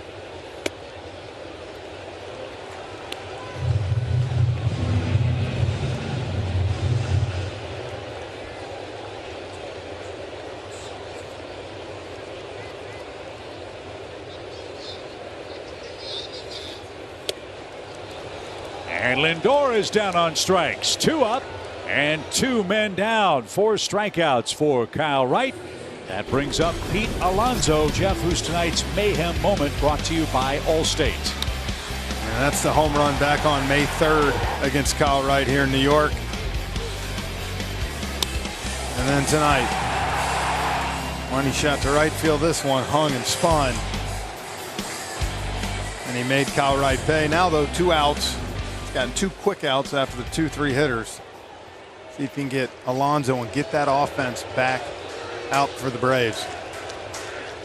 Fans in New York think Alonso's an MVP. Ground ball, Dansby to his right. He's got it. Long throw. Kyle Wright, a shutdown inning. And Jeff, you feel the momentum swinging toward the Braves dugout. Matt Olson leads off.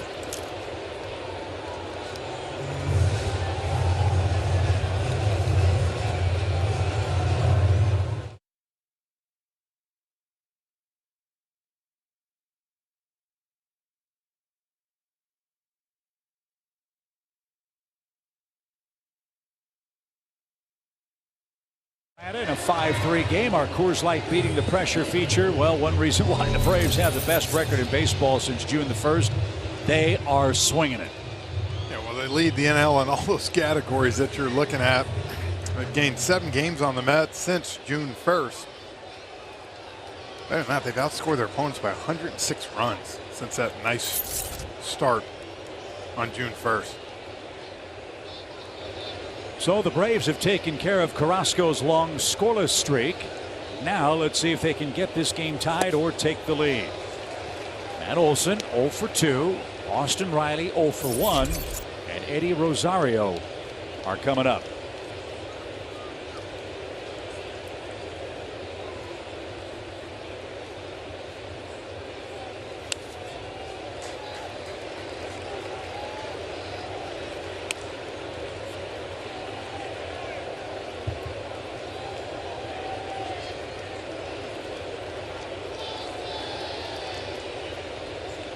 Carrasco now about to make his 80th pitch.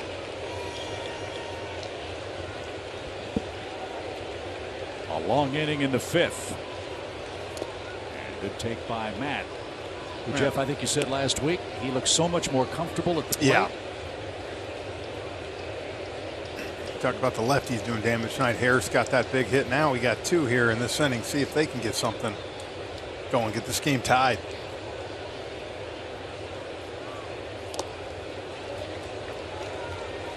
Mentioned Pete Alonso for the Mets, not just up there trying to hit home runs. Matt Olson is of a similar vein. Matt, with 52 walks, leads the Braves team. He's worked the count back to 2-2.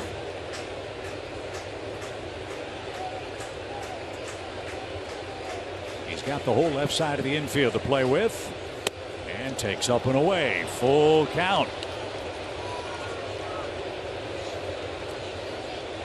As you said, Carrasco knows Matt very well. He's 5 for 10 now, 2 homers. With Riley on deck. Into the shift. And the peg to first will take care of Matt. That's out number 1 in the Atlanta 6th. Austin Riley is coming up.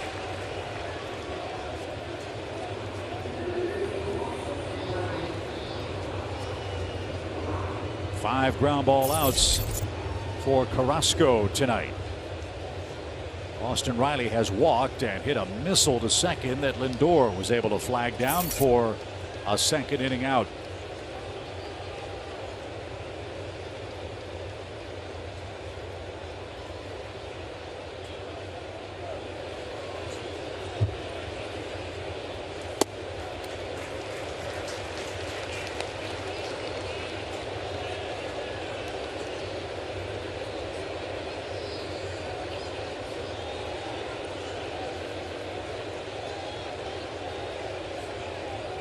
Oh, what a rip. Riley turned that one loose up in the zone and fouled it straight back. I think he was ready for that one. Well, does he get the slider, the changeup, or another fastball here? And he's gotten 0-2 ahead of Riley twice tonight, and both times come back to 3-2.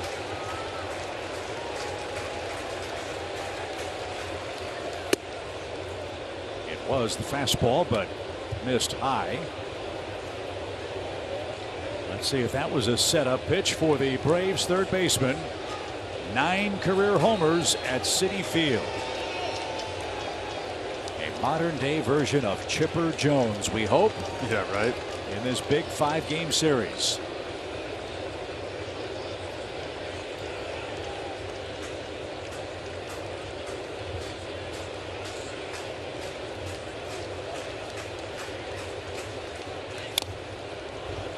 Fought off a slider.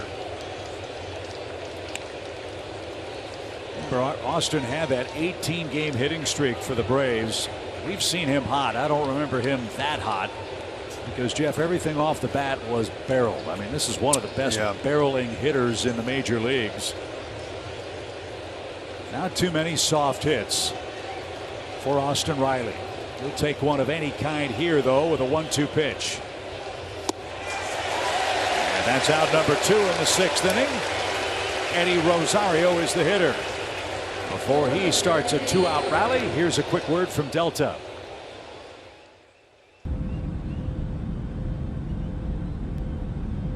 Delta, proud to be the official airline of the 2021 World Champion Atlanta Braves. So with Carrasco pitching toward the mid-90s in pitches, the Mets bullpen has gotten busy for the first time. Adam Ottavino is getting loose as Rosario sprays that towards center, and that will retire the Braves in order in the 6th inning. 5-3 New York in game 1.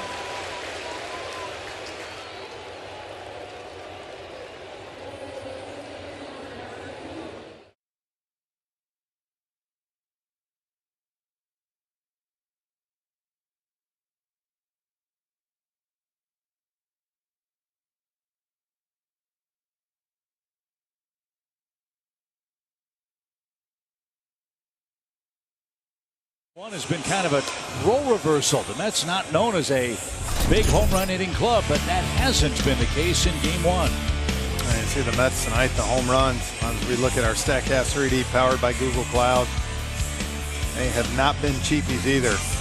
Vogelbach and Tyler Naquin on fastballs. Pete Alonso got the hanging slider, and really, you've seen the Mets get more hits than home runs tonight. That's how they've got their 5 runs. Braves answered back though with 3. And now you'd love to see Kyle Wright be able to get through this 6th inning here and keep this a 2-run ball game. I would imagine, Jeff, an 8-pitch 5th would help him do just that. Big time. Vogelbach stepped away from a changeup way inside. 1 ball, no strikes. As Jeff mentioned, the DH spot was one the Mets were trying to improve before the deadline, and Vogelbach has done that. He's reached base in 9 of 10 games since coming from the Pirates. 1-0 pitch.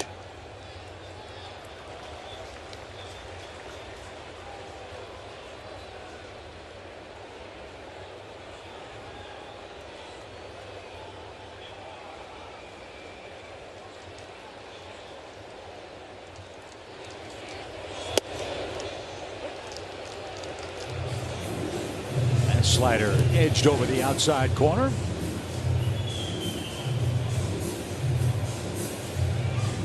Two balls, one strike. 6th inning. Lined and caught. And Orlando Arcia, right place at the right time. Vogelbach is retired. 1 away in the 6th inning. Fans, MLB.TV is now $64.99. Watch all out-of-market regular season games live or on demand. Plus MLB Big Inning, blackout, and other restrictions apply. Visit MLB.TV for the details. Here's McNeil. He's 0 for 2. Braves are trying to cool off his 6-game hitting streak.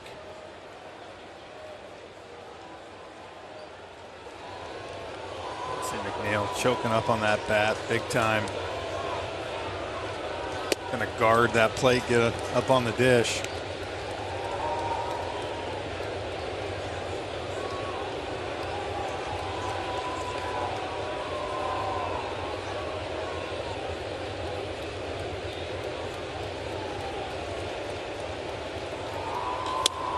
Slap toward left center, but Michael Harris had him shaded perfectly. And Kyle Wright, Jeff, has 2 quick outs with a minimum of work here in the 6th inning. Sitting here talking about him getting through 6 innings. I tell you, gets another quick one here. The way he's progressing now, is pitching a lot different than we've seen him. We talked early in the game, felt like he was pitching from behind. Kranitz told us he's got to be on the attack. Now the last 2 innings, you're seeing a guy that is on the attack on these hitters. Tyler Naquin has a 1 for 2 night. He hit his 8th home run back in the 2nd inning. That gave the Mets a 2-0 lead.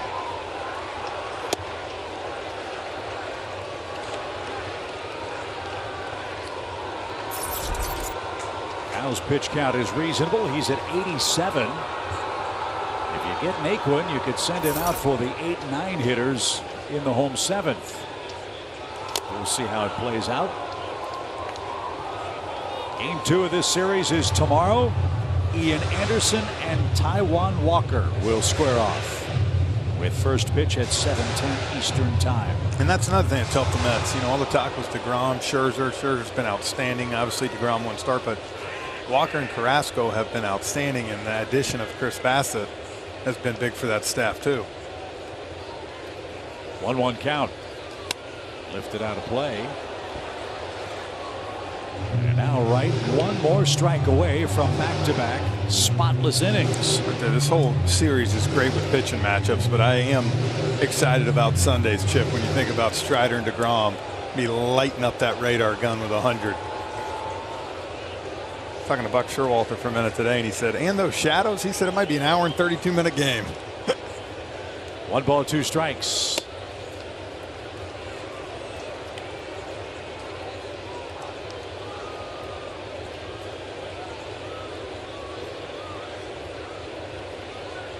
The Mets are in first place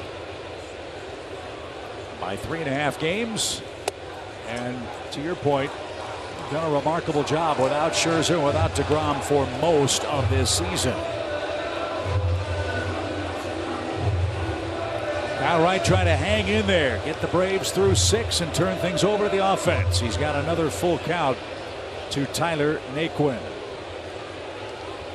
Nobody is up in the Braves bullpen. And here comes the 3-2 pitch. In the air toward left. That's pretty well hit. That ball's going to sail out of the ballpark.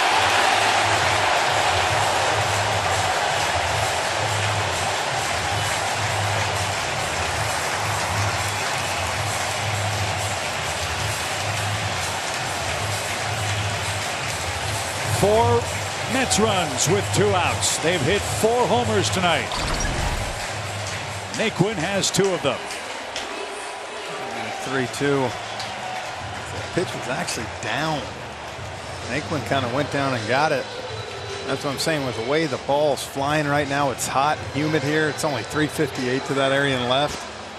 I said, look, Citi Field can get big to where Ronald hit it to center field, but that left field wall, it's not too far out there. So a 2-homer game for Tyler Naquin. Luis Guillorme is the batter. And the Mets see some of that Braves momentum right back. It's a 6-3 game in the 6th.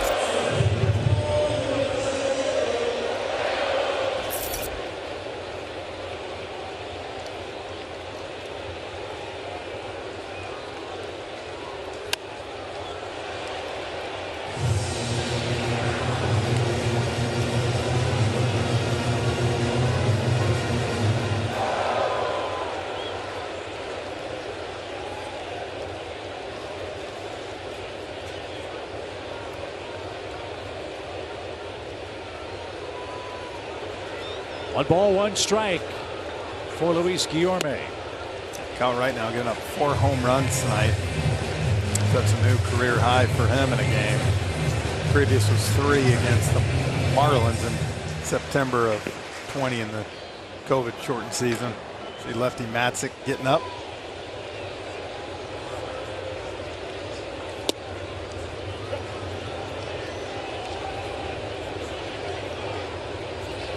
In the 7th inning, d'Arnaud, Ozuna, and Arcia coming up for the Braves, who scored 3 runs in the 5th. They're down 3 runs in the 6th now. Mets have 4 homers among their 7 hits. That's well hit right center. Harris sprinting, says he's got room, and he does. And that will retire the side. Tyler Naquin having a big night for New York. They lead 6-3.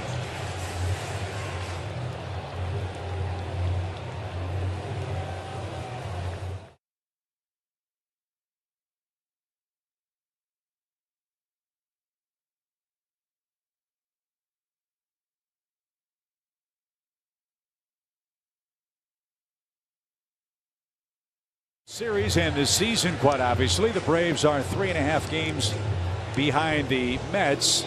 They're also 3.5 games in front of the Padres, who would be the 2nd wild card. San Diego was beaten today by the Colorado Rockies at Petco Park. I like how they added the Rockies on there at 11 games back. You know? Hey, you got to sell Never hope. about a late run. That's it. Well, maybe we have some hope with Adam Ottavino in. He's been very good. Carlos Carrasco out after 6 innings of 3-run ball. Ottavino protects now, Jeff, a 3-run lead. One of the better righties, relievers, going with that fastball at 94 and then that frisbee slider coming across the body. The whole thing is to try to get Ottavino. If you use that as a quick inning, you will see Buck Showalter bring him out a lot of times for the 8th to try to bridge it to Edwin Diaz. It's been a while since Travis has made the Grand Tour. There's a shot toward third. Nice play, Guillorme. 1 out. He's made 2 good plays at the hot corner tonight. 1 on Ozuna. That one on the Braves catcher, Travis d'Arnaud.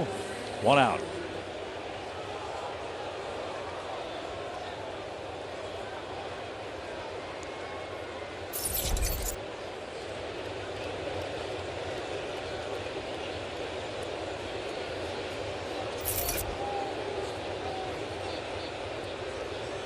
Marcel stung the ball twice. He's 1 for 2. The Braves have 4 hits. The big blow and Acuna 2-run homer. And Ronald is lurking late. The pitch.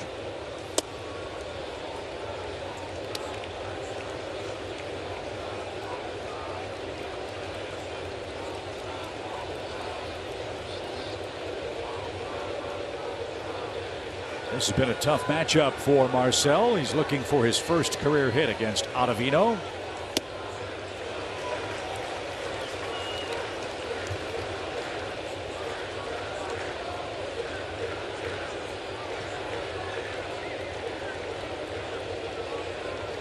Their bullpen is a power staff, much like the Braves. They are averaging as a group over 10 strikeouts per 9 innings. This one, jam job out to Lindor at short. Ozuna is the second out.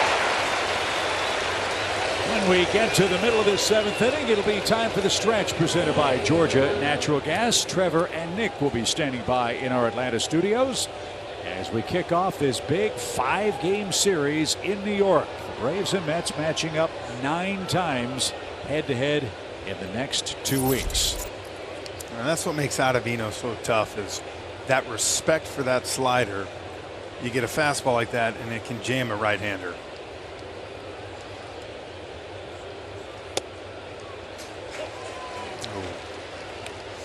Got a break there. That ball was a good bit off the plate.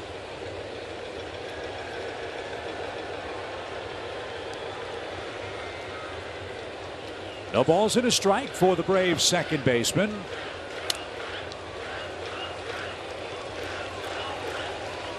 And Ottavino is a strike away from the 7th inning stretch.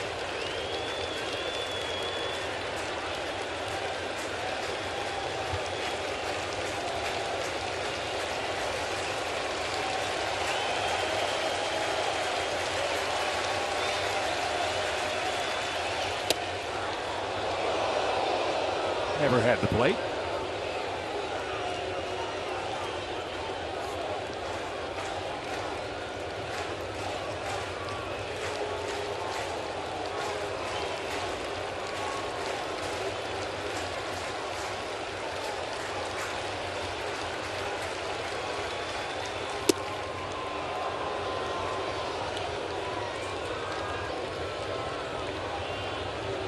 Michael Harris waits on deck. He has the first Braves RBI tonight.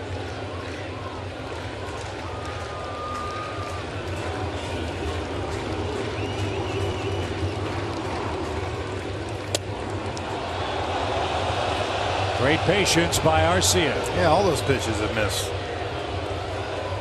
A bit off the plate. This becomes an enormously important pitch in this game. If Arcia reaches, you bring up Harris. Acuna would come to the on-deck circle.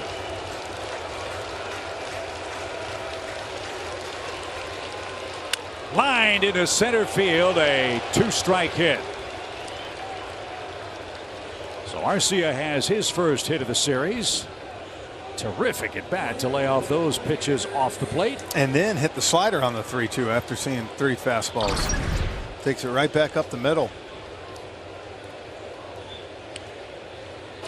Good short, quick swing.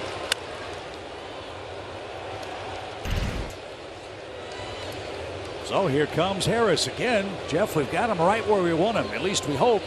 Runner aboard, 2 outs.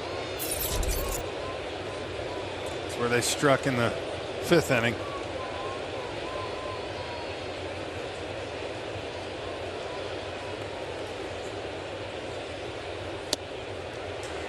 Generous call there. Strike 1. Somewhat of a big zone tonight behind the plate, I thought. Both ways, but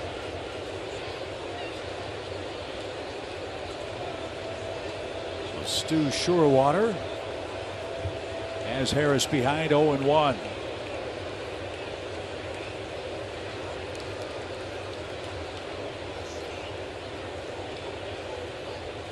All the way to the backstop. That's a bad miss. And an important play. Now a hit gets you a gift run, perhaps.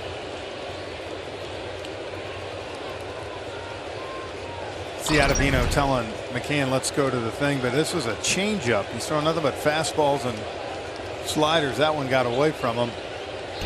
They've been using signs, and you saw him point to his hat telling him, let's go to PitchCom. With a runner at second. Yeah. Harris brought home Travis d'Arnaud in the 5th inning with a single and 2 outs. Now he's got Arcia in scoring position. A 1-1 pitch. Up the middle. It's off the bag and into center field. The wild pitch does turn into a run. The Braves are down 2 and Acuna's coming up. A 2 RBI night for Michael Harris. And what a great at bat. Wade got that fastball. I'm going to tell you, Chip, might have been good that ball hit the bag. Lindor might have been making this play. If not, he was shaded up the middle. Harris hit it hard.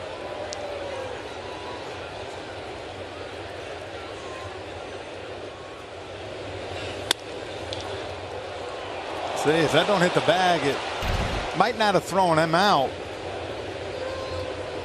But it definitely probably wouldn't have scored a run either. So the wild pitch turns into a hit and a run. The Braves have the tying run to the plate in the 7th. And you know what Ronald did last time up.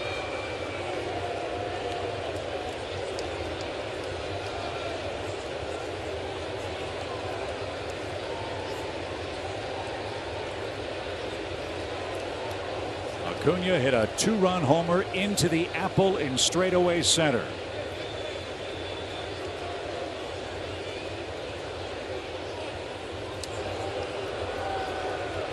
And Ronald has enjoyed Adam Ottavino. Think about this, Ottavino. 2 quick outs. Got Arcia 0-2. All this action's happened. Ronald is 2 for 3 against the Mets reliever. 2 doubles. Oh, what a rip. A little late. And our T-Mobile coverage cam feature Ronald's 5th inning at bat.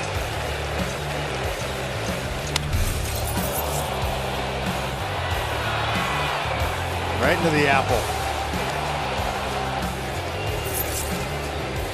That was the 3rd and final run given up by Carlos Carrasco, and now Acuna with 2 outs.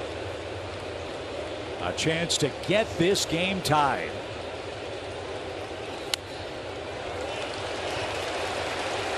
That tied him up. So Jeff, he had Arcia 0-2. He's got Acuna 0-2. Where he's got to be careful here is he likes to throw that frisbee slider, which is one of the better ones in baseball, but he's got the tendency to back up and stay on over the plate, and that's the last thing he wants to do to Ronald.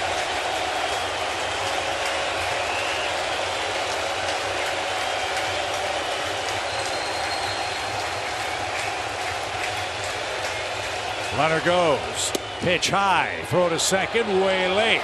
And Harris kept the bag. Harris 12 out of 12 in stolen bases. And that's an important play for now. A single get you another run. Exactly. Look, everybody wants the long ball tied up, but at the same time gets the ability to get another run here with a base hit. Good job staying on the bag.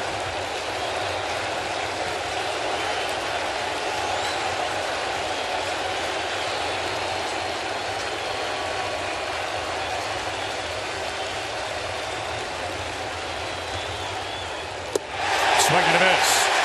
Best slider of the inning from Ottavino, but the Braves pick up a run on another 2-out hit from Michael Harris.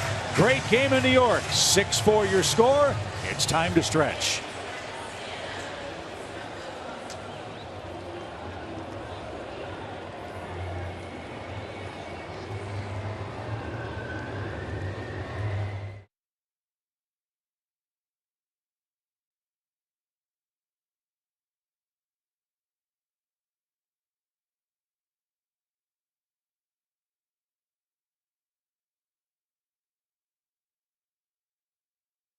Will come on and relieve Kyle Wright. Kyle went 6 innings, 7 hits, 6 runs, 2 walks, 4 strikeouts, 4 home runs. But Jeff, over the last couple of innings, did a great job of giving the Braves offense a chance to catch up. Yeah, he did. The game could have got out of hand quick, and he was able to kind of right the ship a little bit. I know it's not the outing he wanted and anticipated tonight. With that being said, he kept them in it long enough for this team to get back in it. Now, you got 6 outs offensively left, 2-run game. Matzek's got to find a way to put up a 0 spot here. Matzek has pitched 2 scoreless innings against the Mets so far in 2022. And he'll start the home 7th with the catcher, James McCann, who is 0 for 2 tonight.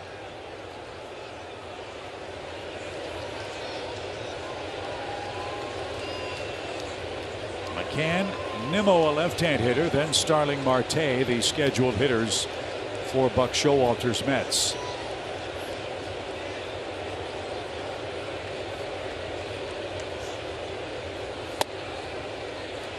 Matzek's thrown a couple of scoreless outings back to back, one against Arizona, one against the Phillies.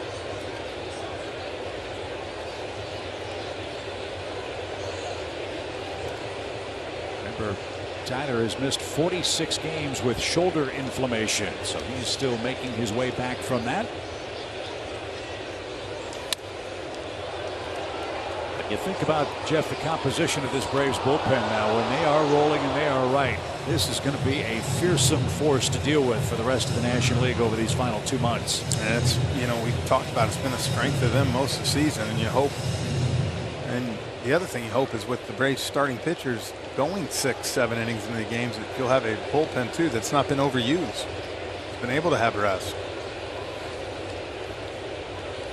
A ball and a strike for McCann. There's a good breaking ball. And the way the bullpen is configured tonight, you've got Minter, Matzek, and Lee from the left side. Jackson Stevens, Colin McHugh, Kenley Jansen, and Raisel Iglesias, who joined the club before tonight's game. He is here and ready to go if needed in game 1 against the Mets. Base is empty. A ball and 2 strikes. And McCann flails at that. Didn't get a slider. So welcome back from the IL, Mr. McCann. He strikes out for the second time. 1 away.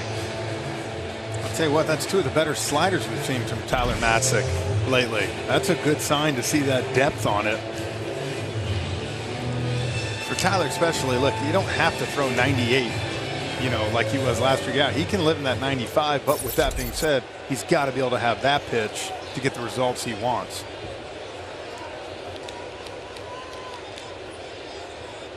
This is his 10th outing since coming back from the shoulder issues. And I would imagine, Jeff, when you miss a month and a half, 2 months, you have to rebuild back up. And that's what Matzek is attempting to do here tonight. Got the first man. Now Nimmo, the batter, who is 0 for 3.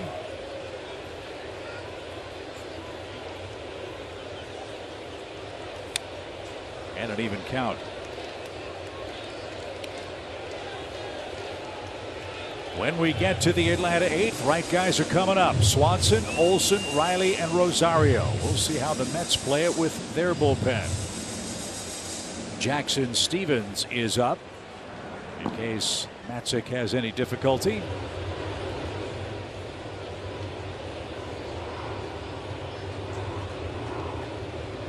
Ottavino faced 5 hitters and gave up a run for New York. That one's all the way to the screen. 2 balls and a strike.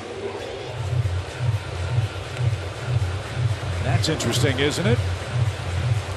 You know, Buck Showalter knows at this point in the game, you got Swanson, Olson, and Riley coming up here in the 8th inning. And you get the feeling that he's putting his best guy, probably the best pitcher in baseball right now, to face that order in the 8th. He doesn't do it much. 2-2 now for Nimmo. But he's also, I've heard him talk that he will take those opportunities if he has to. So that sets up an interesting top of the 8th. We're not there yet. Braves are down only 2, 6-4. 3 runs in the 5th for Atlanta, 1 in the 7th. Try to scratch and claw their way back from a 5-0 deficit tonight. It's 6-4.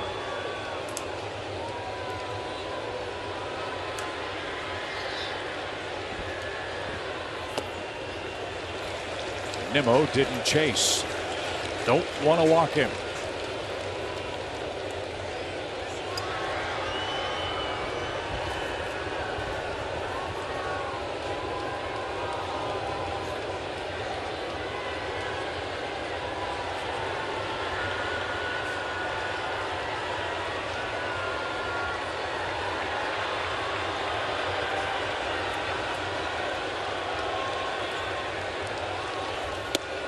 But walk him he did. So Nimmo reaches base for the 8th straight game. Starling Marte coming up. And before we get to Marte, let's take a quick message from Landmark. Hi friends, Chip Carey at Landmark Morrow, the #1 dealer in the Southeast, where you get the best deal on hundreds of choices and more for your trade. Always the best deal, always.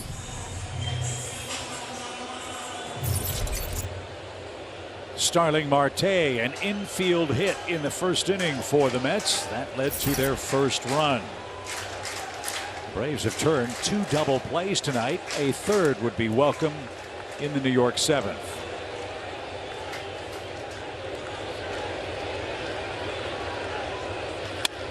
Hammered toward right. Ronald retreats and makes the grab on the warning track. Marte hit it hard, but he's retired. 2 outs. Nimmo back to first.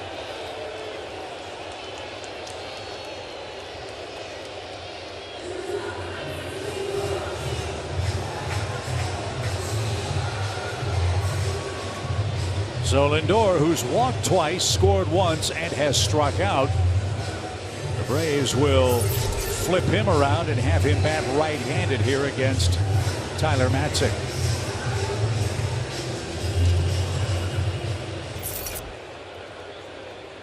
Lindor, a .237 hitter, right-handed.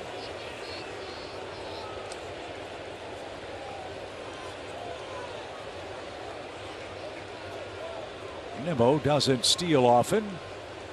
Has a good lead at first here and draws a throw.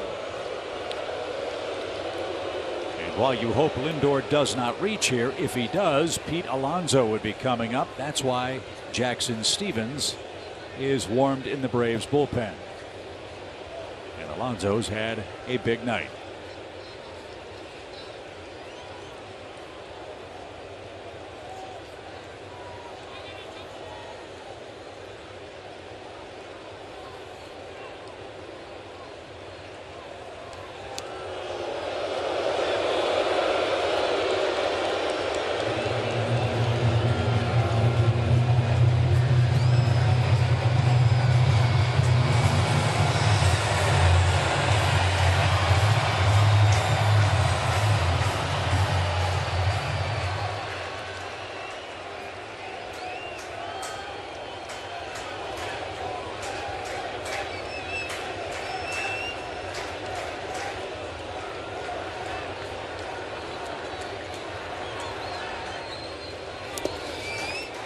Good block by Travis. That ball in the dirt.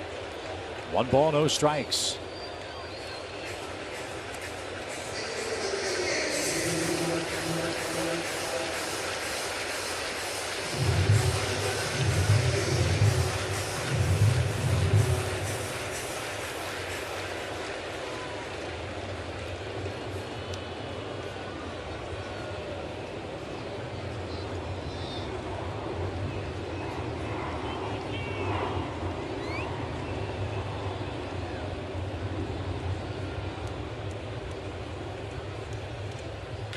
On the ground, Riley stabs and fires to second.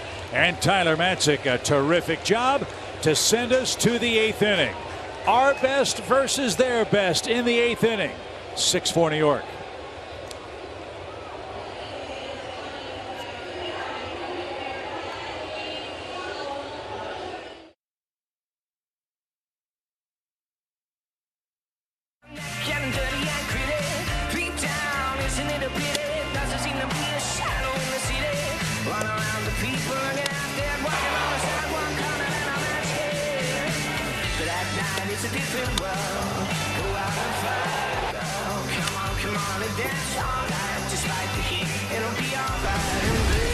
October is still a few weeks away, but it feels like October in New York tonight. Game 1, Edwin Diaz, one of the best closers in baseball, is coming on, Jeff, in the 8th inning for the Mets to face Dansby Swanson, Matt Olson, and Austin Riley, the 2, 3, 4 hitters in a 2-run game.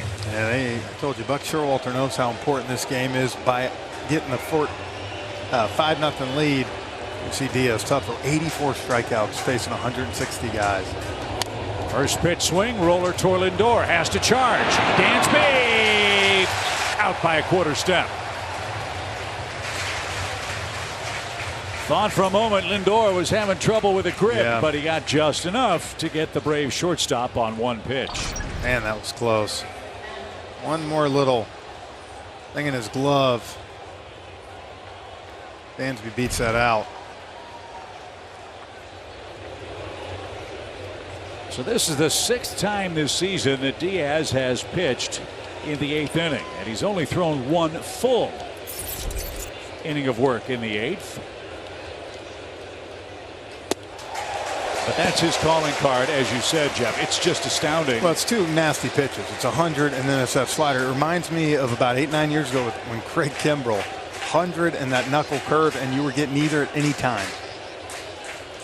And this is a man that's really turned around his career in New York. When he came from Seattle, his first season and a half, it was hit or miss and really rough. No, when he came over from Seattle, they got Robinson Cano, but this was the guy that they wanted in the back end of the bullpen, and he's doing what they expected him to do now.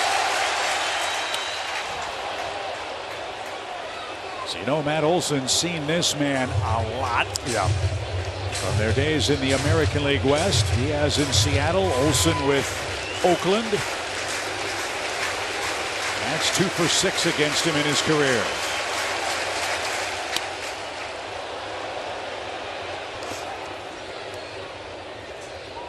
As we keep saying, you need a base runner and then someone to go into launch mode for the Braves. So that's the question. If you're Diaz, I'm guessing you want a quick inning. If he's able to only throw 12, 13 pitches, I'd see Buck bring him back out.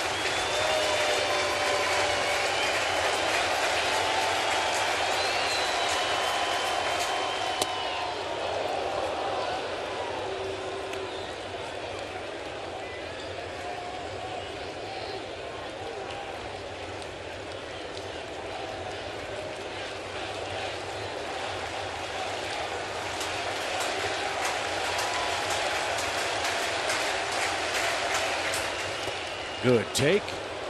There's the slider. So Matt's seen everything in this 6-pitch at bat. 2-2. 93-mile-per-hour slider.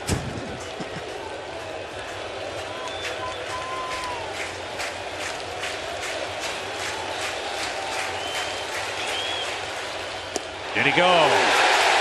That was called a strike at the plate. Olson is out number 2.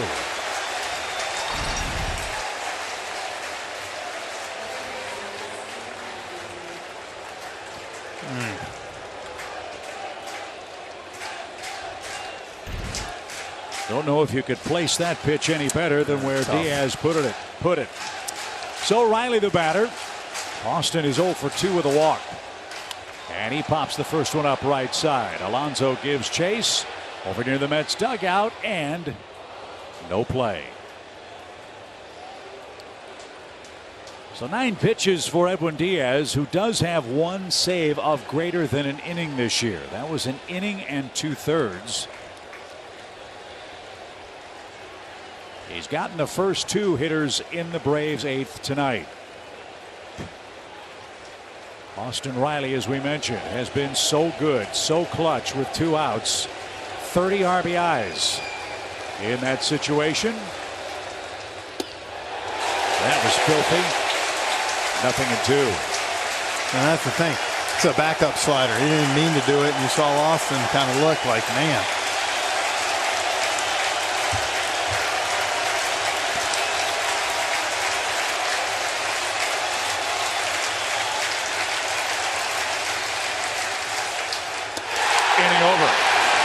Diaz with a couple of strikeouts, 11 pitches. We go to the home 8th.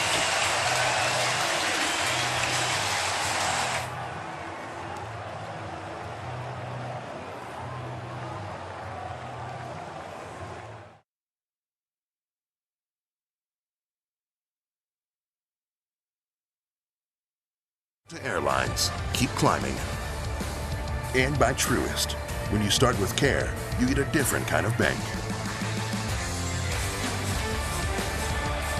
Great action in New York. We head to the bottom of the 8th inning. It is 6-4.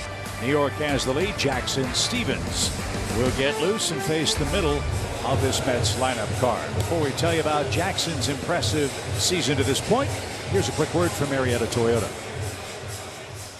In Marietta, businesses come and go, and some remain and grow. Visit us at MariettaToyota.com to learn why it's always better in Marietta. Well, partner, one of the fun things about a Major League season is when a guy comes out of nowhere and has a good year. I think it's safe to say that not many Braves fans knew much about Jackson Stephens this spring training, but he certainly opened eyes in the first half of the year. Yeah, every year you have a guy or two that really contributes to the team you weren't too sure about. Adrianza last year reminds me of Jackson this year. He's gotten opportunities when he's been out there. He's produced.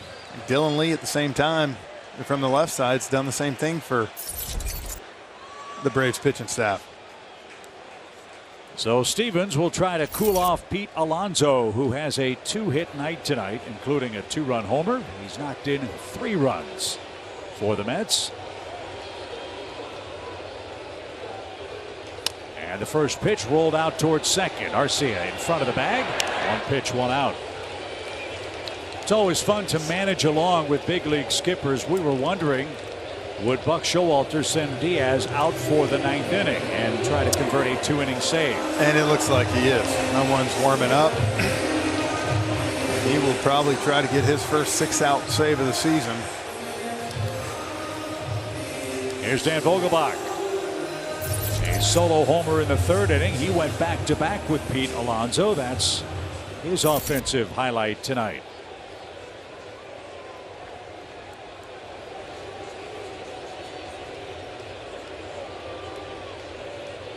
I don't know, maybe Diaz sitting down. Maybe he comes out and he's only throwing 98. Hey, we'll take all possible. Slider only at 91, maybe. Yeah.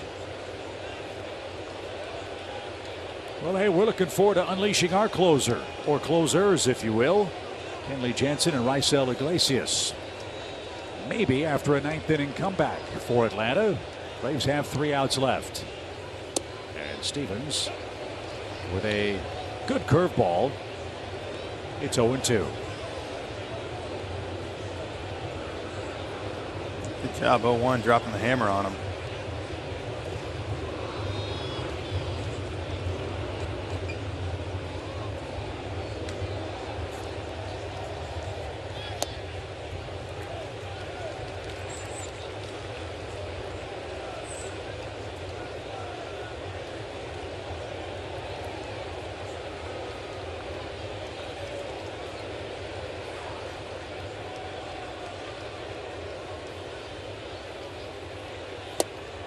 Ooh.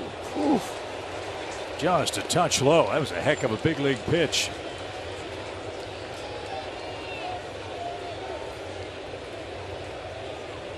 These are 2 big dudes getting after it in the 8th inning, aren't they? Yeah.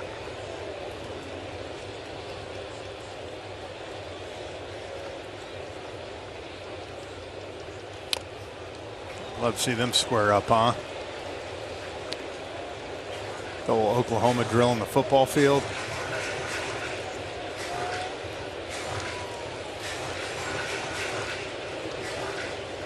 I'm gonna have to ask Jackson tomorrow if he could take Vogel back. You know he'll say he could. As Braves right-hander ready, the 2-ball, 2-strike count. Line into center field. Vogelbach, a 2-hit night. So 1 on, 1 out. Jeff McNeil is the hitter. This is game 1 of 5 with the New York Mets. Another night game here tomorrow. Jeff, that's your landmark pitcher comparison for game 2. Taijuan Walker's been outstanding for the Mets this season. On the other side, Ian Anderson, to me, coming off maybe one of his best starts of the year, Chip. We talked about last weekend. He really attacked the zone, got ahead of hitters, looked as confident as I've seen him with that fastball in a long time. I'll tell you, the Braves are going to need to see that guy tomorrow. 6 innings, 1 hit, 9 strikeouts, 97 pitches for Ian last time out. Had to be a big confidence boost for him. Jeff McNeil, the hitter, and down a strike. Got a split doubleheader here on Saturday and then a late afternoon game Sunday. Then the Braves will make their way to Boston for a 2-game set at Fenway Park with the Red Sox. And then we go to Miami for 4 games in 3 days. This is going to be a very busy road trip. Yeah, we got a couple Saturday back-to-back day-night doubleheaders. Make sure you get your rest. You know me. And that's why the acquisition of Jake Odorizzi was such an important one for the Braves. They can go with a 6-man rotation, which I believe they're going to for the next couple of weeks. Makes sense. You don't have to worry about calling someone up, and that extra arm you get for the doubleheaders, you can just, use down in the pen. And with the 2 days off on the road trip as well, get some guys some extra rest in the heat of the late summer. 0-2 pitch is high. It's 1-2.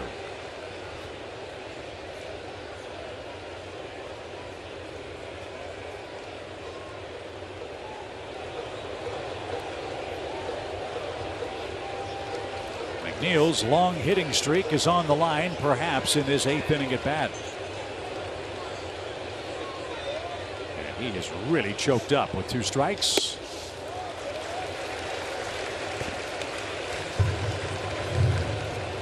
Two and 2.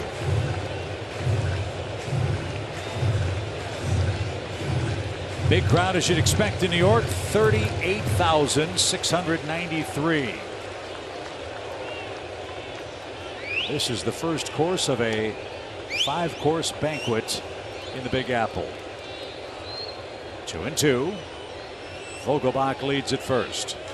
And a line drive into center. Harris got a good jump. Can't corral that. So McNeil's hit streak is now at 7 games. A 2-strike knock, and Jackson Stevens with some 1-out trouble. I was wondering if we'd see now. You're going to see Mark Canha come run for Vogelbach. He's got too much of the plate.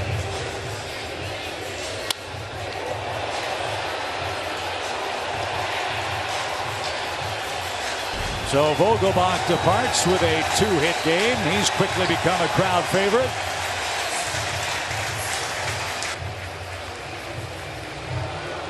And Tyler Naquin will stand in with a 2-homer game.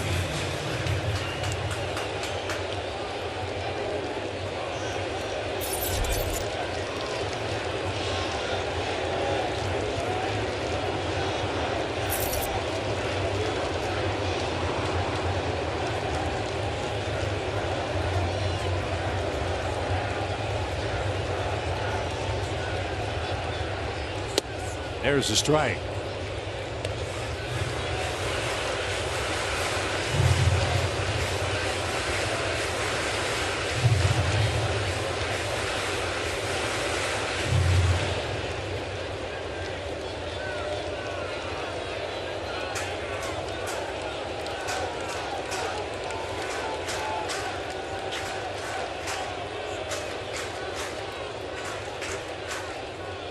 Naquin made some history earlier tonight.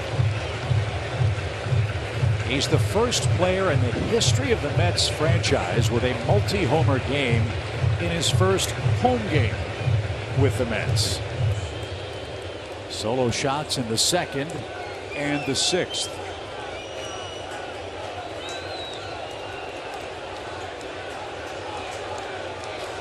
Two on, 1 out. Lifted toward left, but this one's playable. Eddie Rosario will make the catch. And Luis Guillorme, the final hope for the Mets.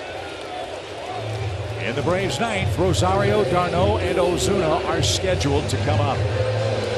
Nobody is up in the Mets bullpen. Diaz will get the call for the 9th. Yeah. Guarantee Diaz went in too and had a little something to say in that decision. Probably I'm good to go. And if he does come out for the 9th inning, if the Braves can get his pitch count up, I wonder if that'll maybe take him out of consideration for Game 2 tomorrow night. I think if he throws 2 innings, I would be hard pressed to see him come back tomorrow night. So we'll see how it all plays out as Guillorme hits. He's 1 for 3.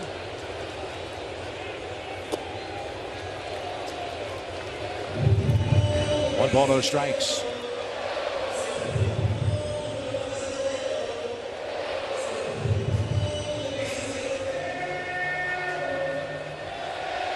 Yorme has made a couple of good plays at third base. And in this spot in the 8th inning with a runner in scoring position, Mark Canha is trying to tack on a very important insurance run.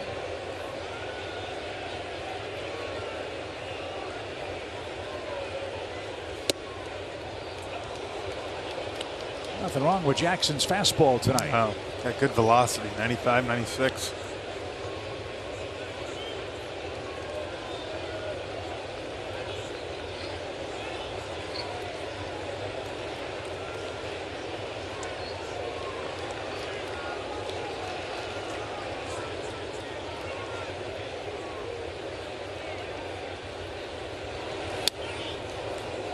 Another good heater, 1-2.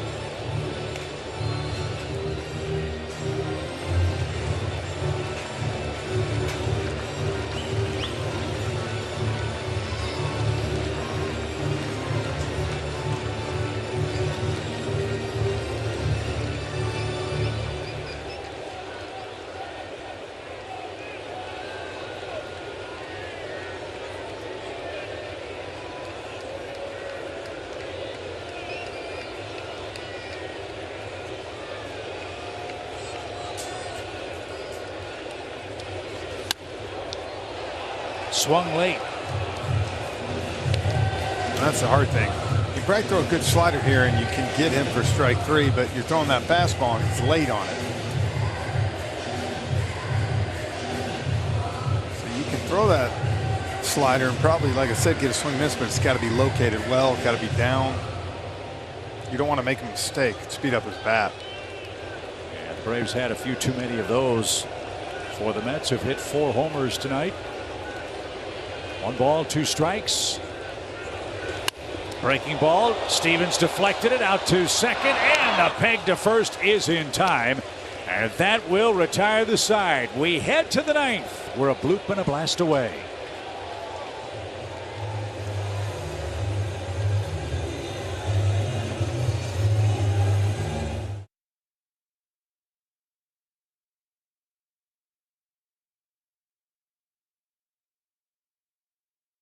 Brought to you by Landmark Dodge Chrysler Jeep Ram. Xfinity. Supercharge your home with supersonic Wi-Fi. Unbeatable internet. Only from Xfinity. And by Georgia Natural Gas. Live the greener life. You don't think this game's important to the Mets? Edwin Diaz going for a 2-inning, 6-out save. Never happened in his career. All those games in Seattle, the big years, never had a 2-inning save. Well, maybe this uncharted territory is just what the Braves need to erase a 2-run deficit in the 9th inning. It starts with Eddie Rosario, who has hit the ball in the air 3 times and is looking for his first base hit. Now it's not 100. He's obviously tired. Wow. 12 pitches, 10 strikes. He's 4 for 4 in strike 1 tonight.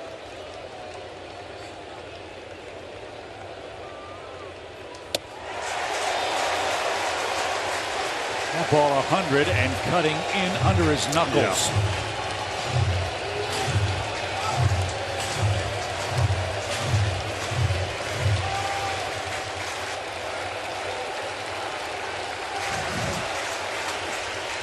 Lined into right center field, a base hit on an 0-2 count. And the Braves will bring the tying run to the plate.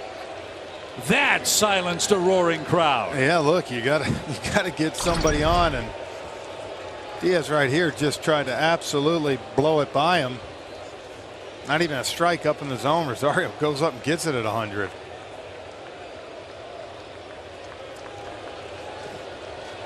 As we know in playoff baseball, a base runner is a rally, and Citi Field was rocking until Rosario picked up his first hit. Look, the bottom part of the order tonight's the one that's kind of put the runs up.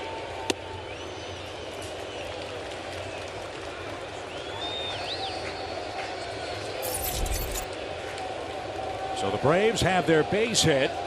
As we say so often, they always give you a finish. Let's see what d'Arnaud can do. 2-0. Again, Diaz has never done this.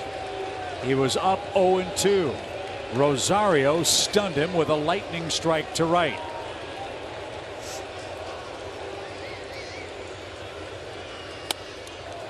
Good cut and fouled straight back.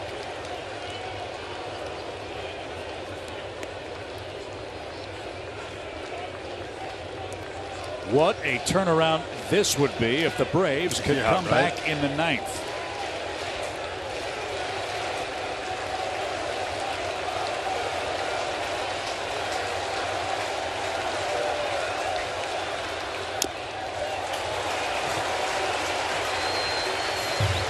So it's 2-2 for the Braves catcher.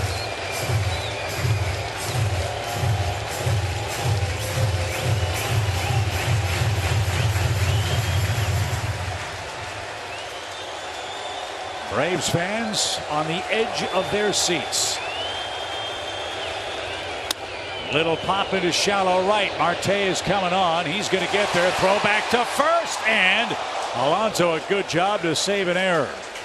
They tried to double up Rosario, who got back just ahead of that throw. 1 out.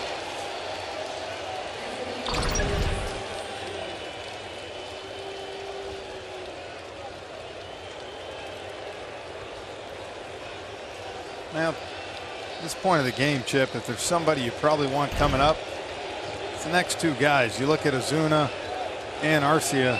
Marcel, 1 for 5 off him, but the one hit, home run. One here would tie the game. Ozuna has hit the ball hard twice and was thinking about tying it and got a slider.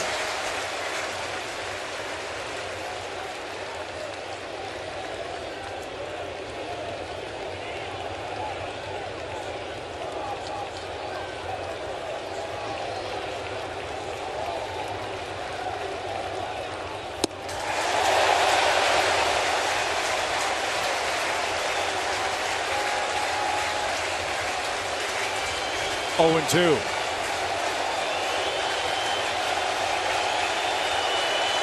They were roaring 0-2 a moment ago. But Rosario picked up a base hit. Gets away. That'll chase Rosario to second base and takes away the double play.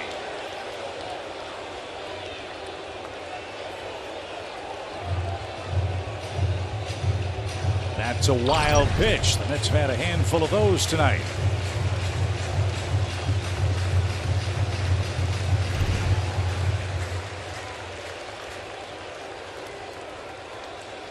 A hit makes it a 1-run game.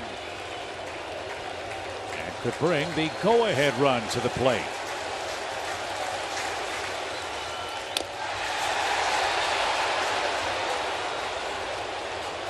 Four straight sliders now to Marcel. And that one hurt. Yeah.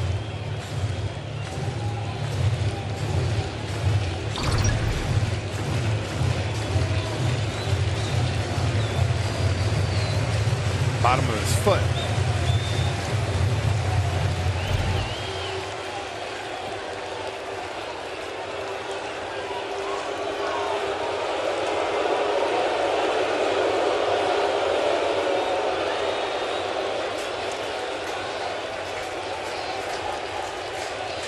Again, the 1-2 pitch. Got the high heat. 100 miles an hour, and the Braves have 1 out left. That's so tough to lay off after 4 straight sliders. You get 100, top of the zone.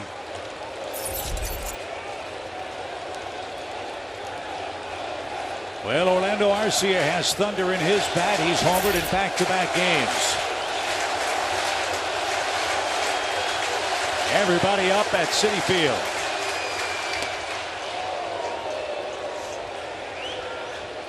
But as we've said, and we've seen tonight, with 2 outs, The Braves have been lethal. Yes, they have. And Guy has done a nice job tonight sitting on deck, too. And Michael Harris, love for him to get up with a chance.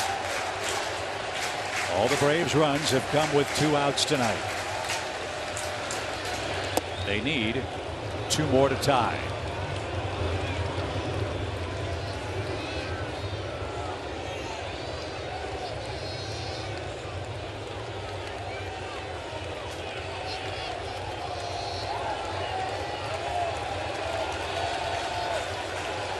Hitters count 3-0. One more bad one, you bring the winning run to the plate. Again, Diaz has never recorded a 6-out save. He's gotten 5 outs. Making him work for it right now.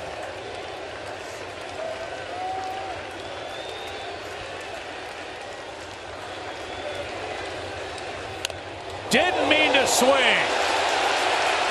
And Diaz will take it to the bag. What a tough break.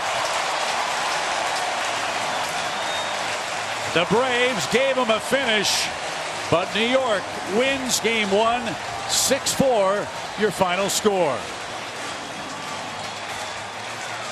Tough way to finish it on a 3-0 there. I mean, if you're going to commit and go, you got to go. Especially with Harris sitting on deck, the lefty matchup. Tough way to end it. The Braves got down 5-0 tonight. Give them credit, though. They fought back, made this a game, forced Diaz to get 6-out save. One thing that's you can look at, he's down tomorrow night. Dean Anderson come out and you score some runs. You got your gauntlet of your bullpen tomorrow night. Got to flip the script. It's a 5-game series. And game 2 is the Friday night showdown tomorrow night here at Citi Field. That's also our next broadcast. Ian Anderson will take on Taijuan Walker. Our coverage starts at 6:30 Eastern Time on Bally Sports with first pitch at 7:10 Eastern Time. It's going to be a great weekend in New York. The Braves fell a little short in the first one. Try to even it up tomorrow night. 6-4 is tonight's final score. For Kelly Cole and Jeff Francoeur, I'm Chip Carey. Thank you for joining us. Stick around. Braves Live, presented by Xfinity, is coming up next.